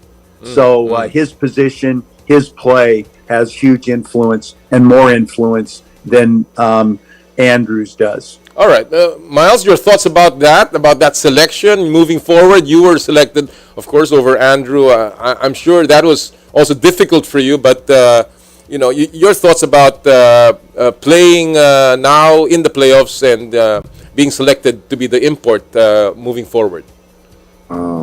First off, I just want to say Andrew has been nothing but a great big brother to this team. Without Andrew, we don't get to this point at all. So it's not really about Coach picking me or picking him. We both, like Coach said, we both have a big influence on this team. And I believe in Coach. I know Coach has the best idea for my career and what's going on. And I was just ready when my name was called. And like I said, it's a blessing for me to be in the situation that I'm in. And we're here to bring a championship here. All right. Well, Coach, you were preparing for the EASL, of course, and with the reformatting, with the changes that have happened in the East Asia Super League, now that has been delayed. You now will have a different kind of format playing in the EASL sometime next year. But what boxes have been ticked off in terms of what you hope to accomplish by joining the PBA in relation to your supposed stint in the EASL? I mean, everything. This has been, I've seen so much. I've coached in China, coached in Australia. I've never had an experience like this. And it starts with the wonderful setup we have in the Philippines and how appreciative we are of how we live. I mean, like you said, we're bunkered down here for 7 months. And I don't miss anything. The food, the people, the camaraderie, the living situation, the venues that we play in, the competition, everything has been first class. But the actual basketball, the challenges of playing in the Philippines, and not so much for a guy, let's say like Miles, but there's a very much Chinese influence in our group. And these guys haven't played against the passion, the quickness, the emotion, the physicality that the Philippines has provided this. And I'm seeing qualities in our young players that weren't here when they arrived. Things like communication, things like defensive spacing. Our guys are much more physical than when they arrived.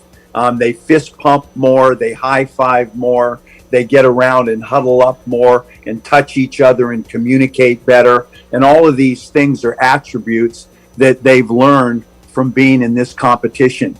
And that's why, in my mind, the EASL is so important for the Philippines and for Taiwan, Japan, Korea. They're going to grow, and I'm sure we've had some good influence on the PBA. And that I see some of the things that we've brought to this competition that some of the teams are using.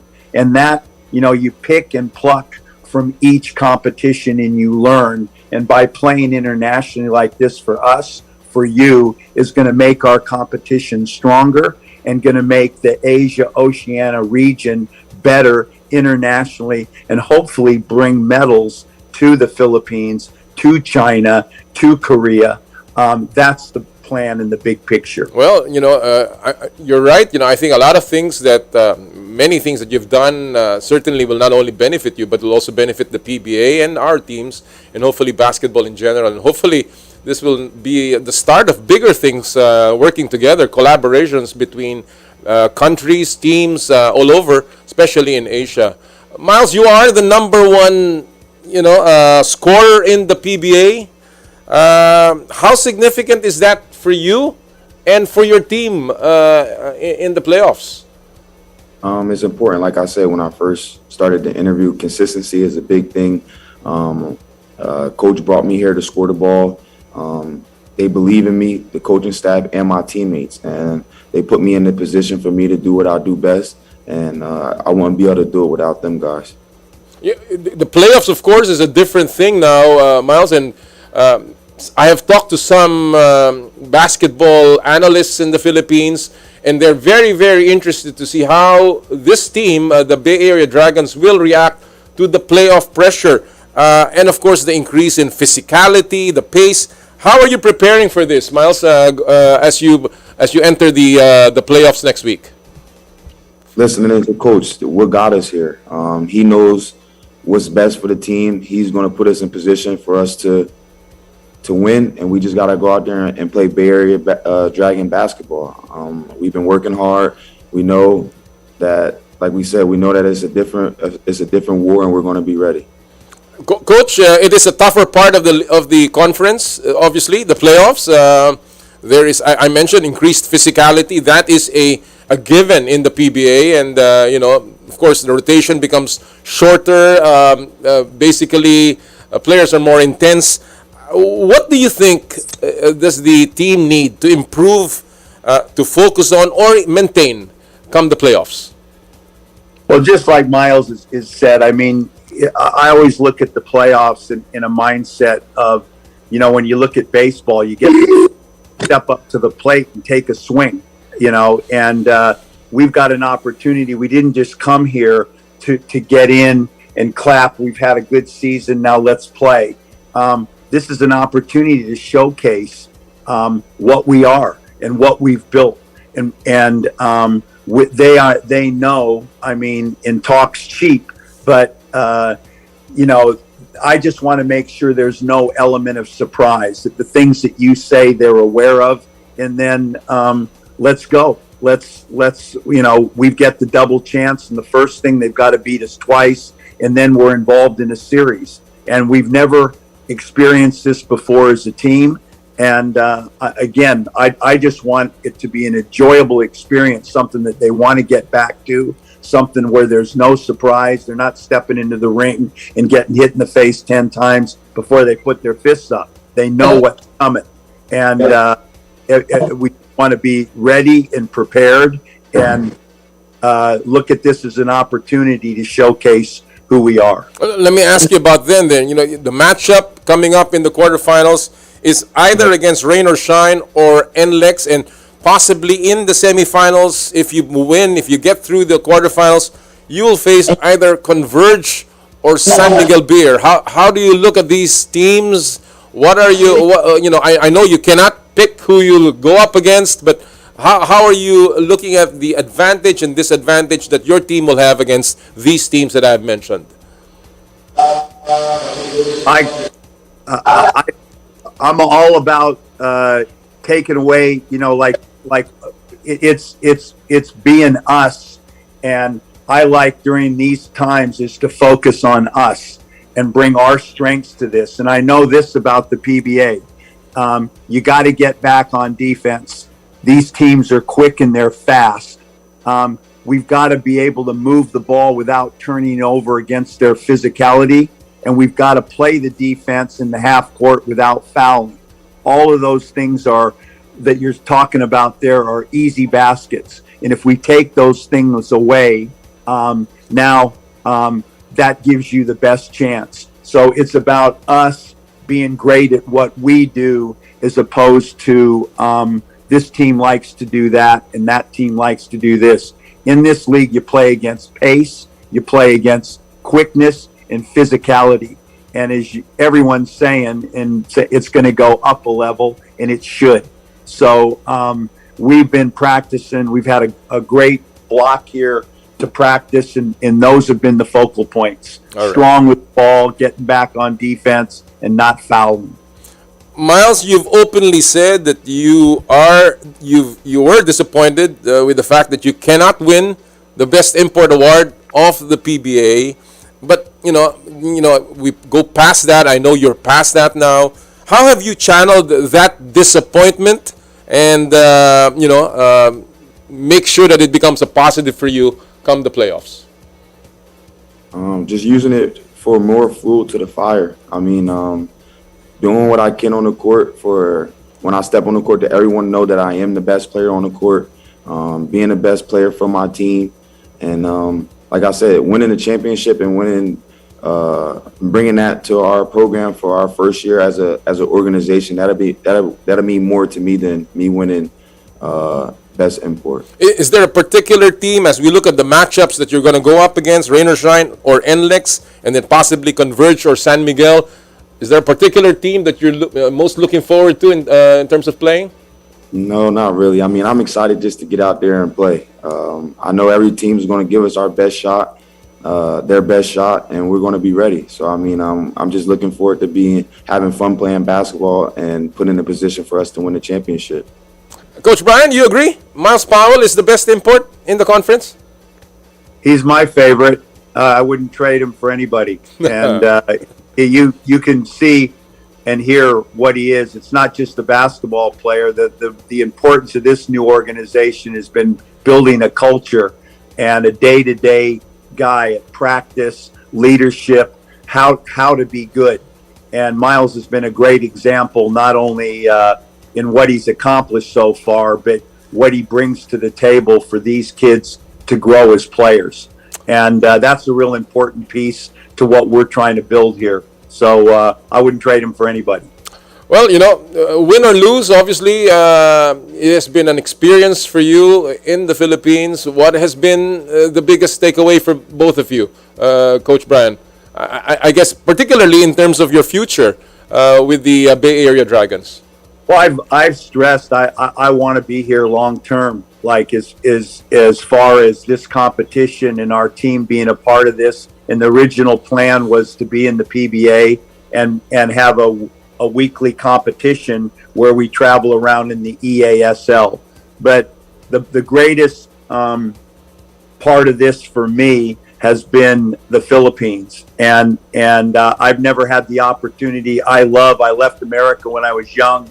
Australia's home, and I tell everybody I didn't know what to expect coming here away from the basketball, but it's been incredible. The friendliness, the passion of the people, the love of the game, how everyone here at the hotel is so happy and so friendly and so polite, and so engaging. I love the passion of the people. I love the competition. I love my life here. And I love the people that I'm involved in, the people that I'm playing against. And at my age, you don't take any of that for granted. I'm blessed to be here and in this, and am going to work very hard with management that we remain here. Well, obviously the Filipinos are very happy to have you here, Coach Brian, and we will see you back in the FIBA World Cup. So we're quite excited to have you back here. It'll probably be like home for you by the time you come back next year.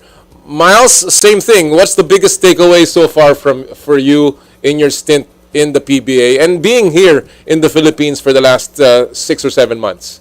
Yeah, man. Coach, piggybacking off what Coach said, I mean, he answered the question great. Especially for me being this being my first time leaving home, and since the first day I arrived, there's been nothing but love here. And the Philippines making this a second home for me. I even went on Twitter and I tweeted about me getting naturalized here. I mean, I can see myself here. Whoa! I love it here, and I found my love and my passion for the game again. I wake up every day and I'm ready to go to work.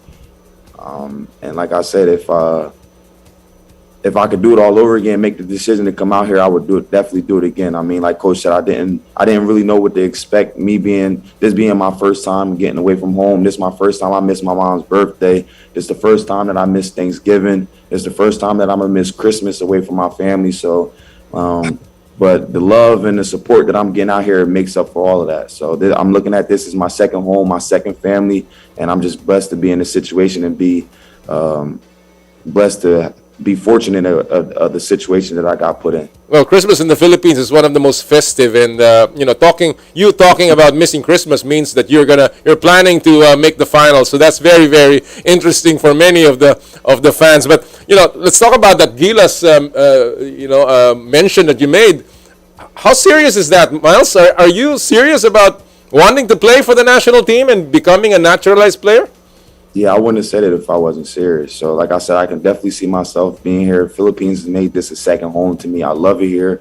I love the people. I love the passion that the fans come with. Like I said, it's been nothing but love and a great support since I've been here. I can definitely see myself back here. And like I said, I wouldn't have said it if I didn't mean it.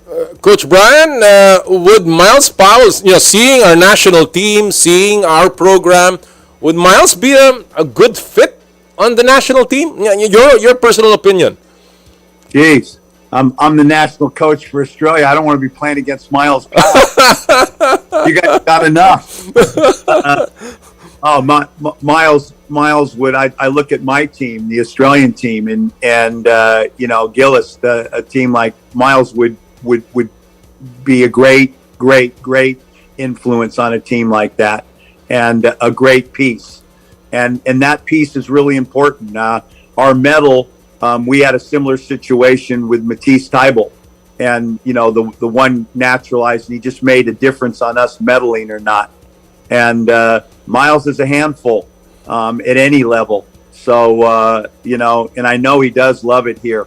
And it was funny when we met in Vegas and talked about this, I could tell when he left my table there was a real nerve of leaving America. And once we got here and we were about a month here, I've just seen it grow, and I'm just happy that it was the Philippines that he came to because of all the things that we're talking about and that what it provides. And it's been I know it's been a great experience for him. And you've not even been all around the Philippines, Miles. When you go around and see the countryside, our beaches, our mountains, and all of the provinces, I'm sure that that love will multiply because it's a beautiful country, Miles. Yes, it's very beautiful. Even when we went to Boracay, we got a chance to go there as a team trip for about a few 3-4 days. Even when we got out there, people were showing us love out there. It was beautiful out there. I got a time to see, like you said, the beaches and the beautiful water and what this country provides. So, like I said, I'm loving everything about it. I love the people here, and I'm just so glad that I made this decision to come here. Coach Brian, what's next for the Bay Area Dragons after the PBA? So the PBA finishes, and we'll take, depending on how far we go, there'll be a break, and then we leave here on February 26th to go to Okinawa for the tournament for the EASL from the 1st of March to the 6th of March. So that we will, when this finishes, we'll have a break, and then we'll remain here and train and get ready for that big tournament. And of course, we're looking forward to seeing the Bay Area Dragons once again come over and hopefully play again in the PBA. As a final question here, a parting shot to both of you. 7 months is a long time, but of course, when you're having fun, they say it's a short time. Has it been worth it, the past 7 months? And of course, what are you expecting in the playoffs? I'll begin with you, Miles. Yes, I say yes every time. It's definitely been worth it. If I had to make this decision again, I would do it again. And I'm expecting a championship, nothing less. That's what we came here to do. That's been the goal since day one. We go hard every day, thinking that we're going to be champions at the end. And I feel like if you don't have a goal and you don't have confidence in you winning and bringing a championship, then I don't know what you're doing it for. So that's what I'm expecting out of this, nothing less than a championship. Coach Brian, championship is the expectation, nothing less. Is that your take? Yeah, you put together teams, and again, it's been 40 years for me, and it doesn't happen a lot where you have a team that has a definite chance to win a championship. And this team finished on top, and we're positioned to do so. and we want to make sure we take our best shot at it. And anything less, we'd be disappointed. That's why we're here. Talk's cheap, like I said, but the reality is we finished on top, and that's the goal. And then big picture, like I said, just I have not one second of homesickness or like you're missing out on anything. I know we keep saying it, but as we finish with you, just thank you to everybody. And again, being Australia, the fight that we had to make basketball relevant, and to walk into a country like this where basketball is your number one sport, and everyone, you walk out, the car attendant, the people in the cafeteria, the people at the hospital, everyone, hey coach, they want to know about the game. They want to know about the team. They talk about the PBA. I don't take that for granted, because that was a fight in Australia, and here it's the number one sport, and I relish in that. While you say that, it's been a great experience for you, I have to say as well that you have been a blessing to the PBA, and I certainly cherish watching every moment of your games, and I've learned, to enjoy basketball again with the way you've played, and I'm looking forward to the playoffs, and I wish you all the best. If I cannot see you, a Merry Christmas to the both of you. Enjoy our Christmas. It is one of the best in the world. Thank you so much for joining us today. Thank you. Great question. Thank you. Thank you. Mga kaibigan, ang dalawa pong arkitekto ng pambihirang kampanya ng Bay Area Dragons sa PBA, Coach Brian Gorgian and Miles Powell, the super import ng Bay Area Dragons. Just amazing team. Panoorin niyo po sila sa playoffs. They're just a team that is on a mission, and hindi malayo na gumawa sila ng kasaysayan muli dito po sa PBA. Alright, bago tayo magpatuloy, gusto ko lang po magpasalamat muna sa lahat ng mga tagapagtaguyod ng Power and Play. Unahin ko na po ang Cherry Loom, ang yerong may aluminum. Sa ganitong pabago-bago ang panahon ngayon, lumalamig na mga kapatid. Minsan mainit, pero minsan umuulan. Kailangan natin ng matibay at protektadong bubong. Dapat ang bubong ay yerong may aluminum. Kapag may aluminum, tsak na bang matagalan. At isa lang ang alam kong dekalidad na yerong may aluminum, yan ang Cherry Loom, tibay protektado sa pang matagalang yero. Cherry Loom, ang yerong may aluminum. Thank you so much kay paring Elmer Ngo. Cherry Tiggo 8 Pro. How neat it is to have a 7-seater SUV that has a powerful engine, world-class safety standards, and the latest tech features. Bet you didn't know that the all-new Cherry Tiggo 8 Pro has all these features and more at a very affordable price range. Cherry Tiggo 8 Pro is equipped with a 1.6 turbocharged gasoline direct injection engine, an advanced driver assistance system, and 12 other safety features including rear cross traffic assist, autonomous emergency braking, and forward collision warning. The flagship Tiggo 8 Pro allows you more control of the wheel. What's great is you can also join the green revolution with Cherry Tiggo 8 Pro plug-in hybrid electric vehicle, or PHEV. So book a test drive now via www.cherryauto.ph or visit a Cherry dealership near you. Thank you so much kay Mr. Romel Sitin. Chooks to go, ang nag-iisang manok ng bayan. Subukan ang kanilang pinakabagong oven-roasted chicken na mas pinasarap dahil sa nag-uumapaw na flavorful chicken juice. Try also Chooks, the first dine-in restaurant ng Chooks to go. Chooks to go, ang nag-iisang manok ng bayan. Maraming pong salamat, Mr. Ronald Mascareñas and Boss Mel Mac. Thank you! Joyride, ang bago ninyong kasundo, or rather, True Religion. True Religion is in the Philippines where passion meets power. Experience it firsthand. For your best style choices, visit True Religion at Codrad Esmaison Mall of Asia Complex, Resorts World Manila, and Hacienda Designer Outlet Silang, Cavite. True Religion is in the Philippines. Thank you! Joyride, ang bago ninyong kasundo. Magpadala with confidence kahit para sa negosyo o personal bulk deliveries man yan. Kayang-kaya yan i-deliver securely with Joyride. Try also their Joyride motorcycle, taxi, and of course the Joyride car. So download the latest Joyride super app now. Maraming salamat kay Mr. Renato Chua, and of course kay Boss Sherwin Yu. Elms Seafood Paluto, the latest offering of the Elms Resto Bar Group located at Unit 2 ground floor, Calya Bistro, Ever Commonwealth, Quezon City. Enjoy their delectable seafood menu in a relaxed, casual dining atmosphere for your Salo-Salo seafood meal. Elms Seafood Paluto.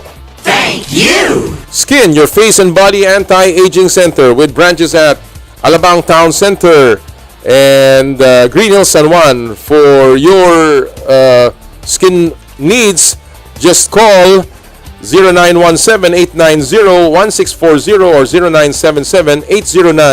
0977-809-8886. Thank you so much to Dr. G. Sarmiento. Thank you! ASEA Subic Beach Resort. Experience the getaway that you deserve and dive into limitless happenings, rejuvenating experiences, and gastronomic adventures. ASEA Subic Beach Resort. Thank you! Thank you so much, of course, kay Ma'am Melissa Corilla and sa ating pong mga kasama sa ASEA Beach Resort. Thank you also, of course, sa ating pinakabagong sponsor, ang Sarisuki.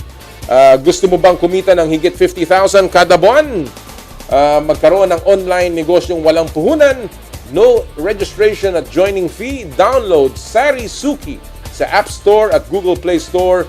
50,000 kada buwan mula sa Sarisuki. Maraming salamat po sa mga kaibigan natin sa Sarisuki sa suporta nila sa Power and Play. At marami po salamat sa inyo lahat ng patuloy na sumusubaybay sa atin dito po sa Power and Play. Ang advocacy ko po patungo sa pagtulong sa ating pinakamamahal na industriya ng sports. Alright! At sa ating pong huling bahagi ng ating show ngayong araw po ng Sabado, ating pong itatampok na naman ang isang atleta na nagbigay karangalan sa ating bansa sa ating pong In the Spotlight. Power and Play with Com Noli Iyala. Siya po ay isang 17-year-old na talagang kumbaga ay refreshing ang dating. Kapapanalo lamang niya sa World Youth Championship doon po sa Spain. Siya po ay nanalo ng silver medal sa kanyang kauna-unahang paglalaro sa isang international boxing competition. Walang iba kundi ang ating pinagmamalaking si Ronel Soyo. Magandang umaga, Ronel! Magandang umaga po, Chairman. Magandang umaga. Naku, pakita mo nga yung medalya mo yan para makita natin kung anong itsura. Aba, yan mga kapatid. Silver medal, World Youth. Tambihira talaga. Ronel, congratulations sa napakaganda mong ipinakita. Unang-una, anong pakiramdam mo ngayon na ikaw ay nanalo sa World Championship? Unang-una po sa lahat, grabe, sobrang saya ko talaga na malaking bagay na to para po sa kahirapan namin. At saka, hindi ko po mapaniwala po, Chairman, na maka-medal ako sa ibang bansa kasi first time po ako. Sobrang po salamat talaga ako. Oo. Nagising ka na ba? Nagising ka na ba sa realidad na ikaw ay champion na ngayon? Na medalist ka? Sobrang kahit ngayon hindi ako makapaniwala. Nakakatuwa ito si Ronel, mga kapatid, kasi nakita nyo naman ang kanyang itsura, talagang nakakatuwa, ang gaang dating, and of course laging nakangiti. Ganyan ang isang atleta na nag-i-enjoy sa kanyang ginagawa. Ronel, kwentuhan mo kami kasi hindi ka naman masyadong kilala. In fact, sabi nga sa akin ni paring Ed Picson, ang presidente ng ABAP, na gusto ko nga palang pasalamatan, kasama na si Secretary General Marcos Manalo na naging susi para dito po sa interview ito. Ronel, kwentuhan mo nga kami, dahil hindi ka naman masyadong kilala, paano ka ba nagsimula sa boxing? Actually po, Chairman, nagsimula ako dito sa larangan ng boxing, yung namatay yung magulang ko, yung mother ko po. Kasi yun na time po, wala na pong magsuporta sa amin ng pag-aaral, dalawang kapatid ko. Kaya taga Butuan City po talaga ako, kaya lumuwas ako dito sa Cagayan de Oro po para magsali ng boxing. Kaya ipinagpatuloy ko po kasi matagal na po kami iniwan ng ama ko, kaya yun, pasok na lang ako sa boxing. Ano po, baka dito yung kaya yun, sa awa ng Panginoon. Sino unang nagpasok sa iyo sa boxing? Sino ang kumbaga nag-akay sa iyo patungo sa boxing? Paano ka nakapasok? Tsaka ilang taong ka nung pumasok ka sa boxing? Dati po, Chairman, 16 years old po ako. May dating boxer po dito sa Cagayan de Oro. Sinabi ko nga, pwede po bang makapasok dyan? Kaya dinala niya ako dito. Tapos nun, nayagan ako ni Coach Elmer, yung head coach dito.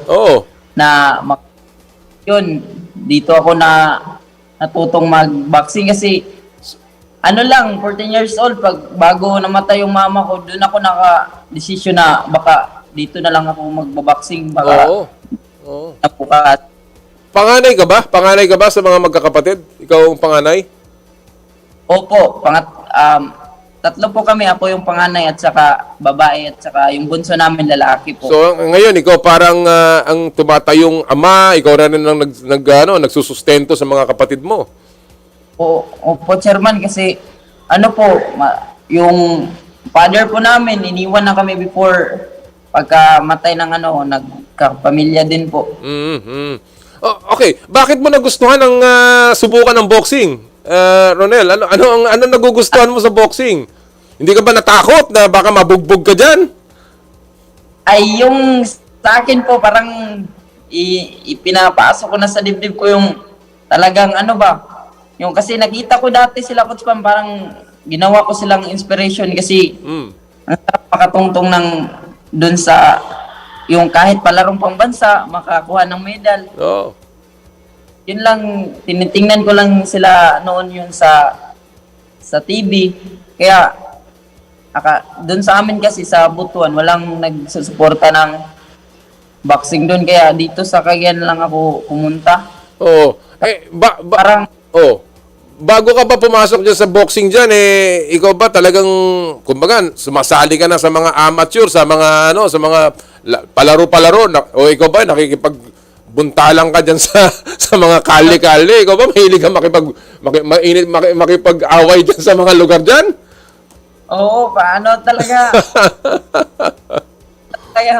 Kasi, wala na akong choice po, Chairman, kasi suporta ko, baka dito may mabuting wala na sa isip ko yung takot. Yung akin lang yung tulungan ko yung dalawang kapatid ko at saka lola ko kasi kami, no choice kami, Chairman po, kasi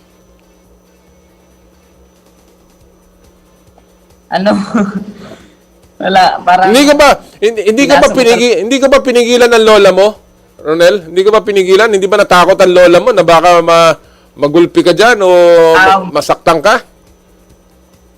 Ang totoo po diyan, Chairman po, ang sabi ko po sa lola ko, pupunta lang ako ng Butuan City. Tapos trabaho. Kasi matanda na so, mag-isip pa siya ng anong-ano. Kaya, pero hindi niya alam, pumunta talaga ako ng Cagayan de Oro para magsabakan at saka dito. So, kasi talaga sabi na magbo-boxing talaga ako kasi doon sa ako, pangalawa lang ako nakasali ng boxing doon. Tapos isa pa, pag makalala ko, pag uwi sa bahay, papagalitan ako, bakit ako sasali ng boxing? Ngayon, nalaman na niya nagbo-boxing ka. Ano kanyang reaksyon? Ng lola mo? Talagang masaya po talaga siya. Proud na proud po yung lola ko. Akala niya. Okay, nakapasok ka sa national team, sinama ka. Totoo ba na yung laban mo sa Spain, yun ang unang-unang international na laban mo, Ronel? Opo, Chairman, kasi yung bago lang po ako nakapasok sa national team, yung September lang po. Tapos, sa Baguio City, tapos before kami nag-training camp, mga 2 months ata sa Baguio before sa Spain, noon, hindi ko akalain na makalaro ako sa ibang bansa. First time ko po yun. Tapos, ganito pang binigay sa akin ni Lord, makakuha ng medalya. Sobrang bait po talaga niya sa akin. Oo. Nanibago ka ba? Nanibago ka ba yung unang sakay mo sa eroplano? Kumbaga, papuntang palabas ng bansa, no? Nanibago ka ba sa eroplano? Ano reaction mo nung sumakay ka papuntang Spain? Yung reaction ko po talaga, Chairman, yung parang pag gano'n ng eroplano. Pag take off. Tapos, isa pa doon, na yung reaction ko po parang may pagkain sa airplane pala. Kaya, abroad. Tapos, isa pa, maka-travel. Oo. Nahirapan ka ba mag-adjust dun sa oras ng Spain? Yun lang yung nahirapan ako, yung time po, kasi parang kahit tanghali pa, parang inaantok na ako. Paano yung laban mo? Hindi ka ba inaantok nung laban mo? Pero yung paglaban namin, kasi parang nasanay-sanay na kami, mga 15 days din kami doon. 1 month, tapos 15 days yung training camp. Parang nasanay na kami din. Ganun. Oo. Kamusta ang Spain? Anong tingin mo doon sa lugar? Anong pinakamagandang nakita mo sa La Nucia? Meron ka ba nakita? Meron naman po yung parang pumunta kami ng sobrang ganda doon. Tapos isa pa yung mga nila doon, parang wala dito sa nakikita ko. Oo. So talagang nag-enjoy ka ha? Nag-enjoy ka, Ronel ha? Mabuti naman. Oo. Okay. Puntahan natin yung laban mo. Hindi ka ba kinabahan doon sa mga kalaban mo? Lalong-lalo na first time mo sa isang international at sa labas pa ng bansa. Ano ang nagbigay sa iyo ng tapang? Unang-una po sa lahat, before po ako naglaban po, Chairman, yung talaga po, yung sa kahit sa Bible ko po talaga kinuha yung verse po nga Exodus 14:14, yung Panginoon po ang kakampi ko. Kaya yun lang, wala akong ibang inisip, laro lang na sa ibabaw sa ring. Yun lang ko para mawala yung kaba-kaba ko. Kasi meron naman na tayong Diyos na yun lang. Tapos po, Chairman, yung parang ito na yung chance ko na makalaro, kaya ito grab ko na lang to. Ano ang naging mga naging payo sa iyo nila Coach Elmer Pamisa, ni Coach Don, ni Coach Elias? Ano mga naging payo sa iyo, Ronel? Actually po, marami po akong natutunan sa kanila, yung sinasabi na makamedal tayo dito, isang karangalan na po ito sa ating bansa. Kaya parang nasa isip namin, talagang nagpursige kami na magkuha ng medal doon, kasi hindi ito parang CDO yung dinala namin.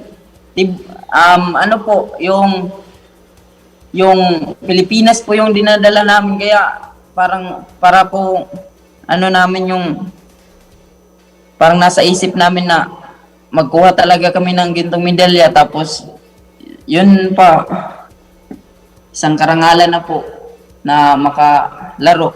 Tapos kaya po, Chairman, yung nasa isipan po namin. Oo, okay. Parang maka-representar po doon. Oo. Okay. Yung laban mo lang, bago natin tapo, yung laban mo lang kontra Spain, sabi sa akin, napaka-bigat nung laban mong yun, doon sa boksingero na galing sa Spain. Ano ang ginawa mo doon? Ano sa tingin mo naging susi ng iyong pagkapanalo kaya nakapasok sa finals? Yung hindi ako nag-iisip na kahit host ka dito or hometown ka, tatalunin pa rin dito. Yun lang nasa isip ko para hindi ako ma-distract po ako, Chairman. Kaya sabi na ako, laruin mo lang yan, ibigay. Kaya pinakita ko po yun sa babaw ng ring po, Chairman. Oo. Alright. Well, ngayon na ikaw nakatikim na ng panalo, Ronel. Ano na ang excited ka na ba na pagpatuloy ang iyong career bilang isang member ng national team? At ano ang magiging pinakagusto mong pangarap na ngayon na ikaw ay nanalo na ng isang silver medal sa World Youth Championship? Ipagpatuloy ko pa po at pagbutihin ko pa yung training ko po kasi may pangarap din po ako na yung mga Olympian po natin, sila Kuya Yumar Marshall, Kuya Carlo Paalam, Steve Pretesio po. Yun yung mga inspiration ko po nga maging isang Olympian din po. Yun po yung pangarap ko po. Kasi first time ko po maging maka-medal doon sa ibang bansa. Kasi parang hindi ako makapaniwala sa lahat po, Chairman, kasi ano lang po first time lang po ako tapos hindi po ako nakalaro. Ito lang po sa boxing at the park. Ganun lang po. Oo. Tapos sabi yung plano talaga ng Panginoon po sa akin. Oo. Well, ganyan talaga ang buhay, Ronel. Talagang pagka may tiyaga, may nilaga, at pagka nagpupursige, talagang tuloy-tuloy ang biyaya. Kaya wag kang bibitaw. Siguro, at ang pinakahuli kong masasabi sa iyo, wag kang makakalimot sa mga nakatulong sa iyo. Kaya magpasalamat ka sa mga tumulong sa iyo dito sa biyahe mong ito at sa iyong pagkapanalo, Ronel. Opo, Chairman. Salamat po. Lalo na po sa, Chairman, yung sa mga tao pong ginawa ng Panginoon, yung mga ginawa niyang instrumento para po matulungan ako. Yun, sobrang po salamat talaga ako sa kanila. Lalo na po sa Aba family. Yung kanila Sir Ed Pixon, yung sa kanila Sir Marcos, lalo na po sa mayor namin dito. Sobrang po sa mga coaches ko po. Alright. Well, Ronel, maraming salamat sa oras na binigay mo sa amin. Sana magpatuloy yung tagumpay at wag kang bibitiw sa iyong pangarap na manalo ng isang medalya sa Olympics. Ganyan talaga, nagsisimula sa pangarap. Sana nga matupad mo yan. Maraming salamat. Congratulations sa iyong silver medal. Mabuhay ka. Salamat po.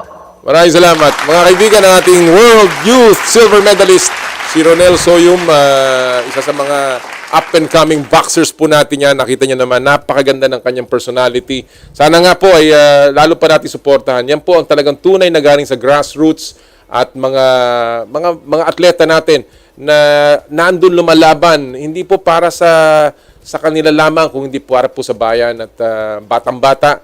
And of course, kami po sa PSC ay patuloy na susuporta sa ganyang klaseng mga atleta. Congratulations again sa ABAP.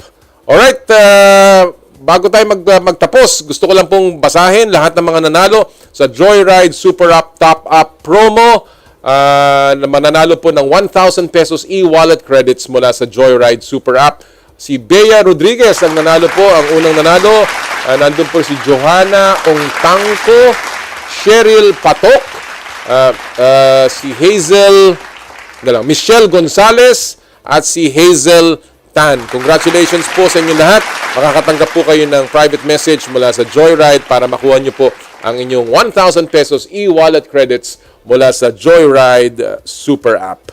Alright, bago tayo magtapos, magbabasa lang ako ng ilang mga kasagutan doon po sa ating pinupulsuhan ngayong araw pong ito. May a few minutes pa tayo.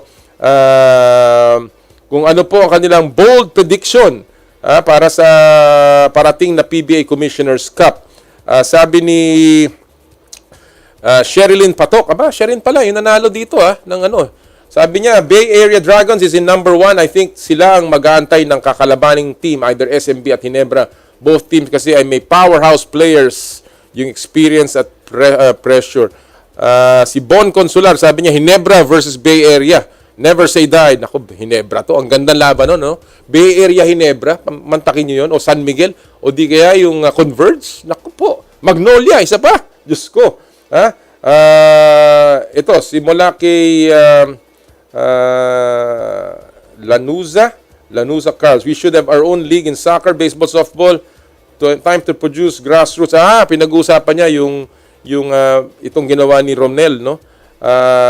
Ito pong ang hot prediction naman ni RFA 17. Bay Area still team to beat, though beaten already. Let's finish the playoffs first. There could still be a dark horse ba? Mula kay Vietnamese Gook, sabi niya, dominant series for Bay Area. PBA is just an exhibition training ground for them ba? Bilib na bilib kayo ha. At mula kay John Michael Bon, Ginebra versus Bay Area. Mula kay Roldan, praying a local team will win the championship, then change the... wag na yan. Mula kay Marky Mark, BGSM Finals versus Bay Area or SMB. Well, marami pong nagpagdala. Marami pong salamat sa lahat sa inyo na patuloy na sumusuporta at nagpapadala ng inyong mga komentaryo dito po sa ating programa. That'll do it for us this week. Magsama-sama po ulit tayo next week, next Saturday. Ingat-ingat lang po mga kapatid at lagi nating sinasabi tuwing Sabado, bawal ang masungit. At sa lahat po ng ating gawain, ad maiorem Dei gloriam, all for the greater glory of God. Kami po ang 1PH, teleserbisyo para sa Pilipino. Susunod na po ang inay ko po. Again, happy sports weekend mga kapatid. More power, more play.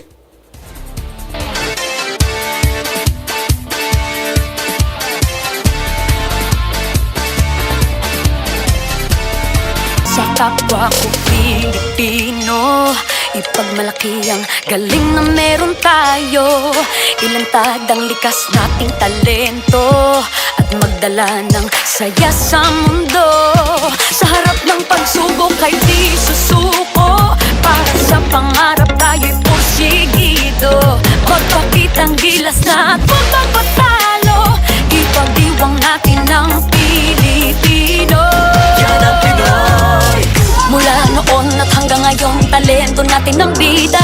Mula sa simpleng bakuran hanggang entablado natin ipakita. May pagsubok man ng Pinoy, pinalalakas ng saya. San man tayo sa pulo, Chumbe, Sibay, Lakay, Amiga. Sama-samang pakita ang galing natin katropa. Sa kapwa ko Pilipino.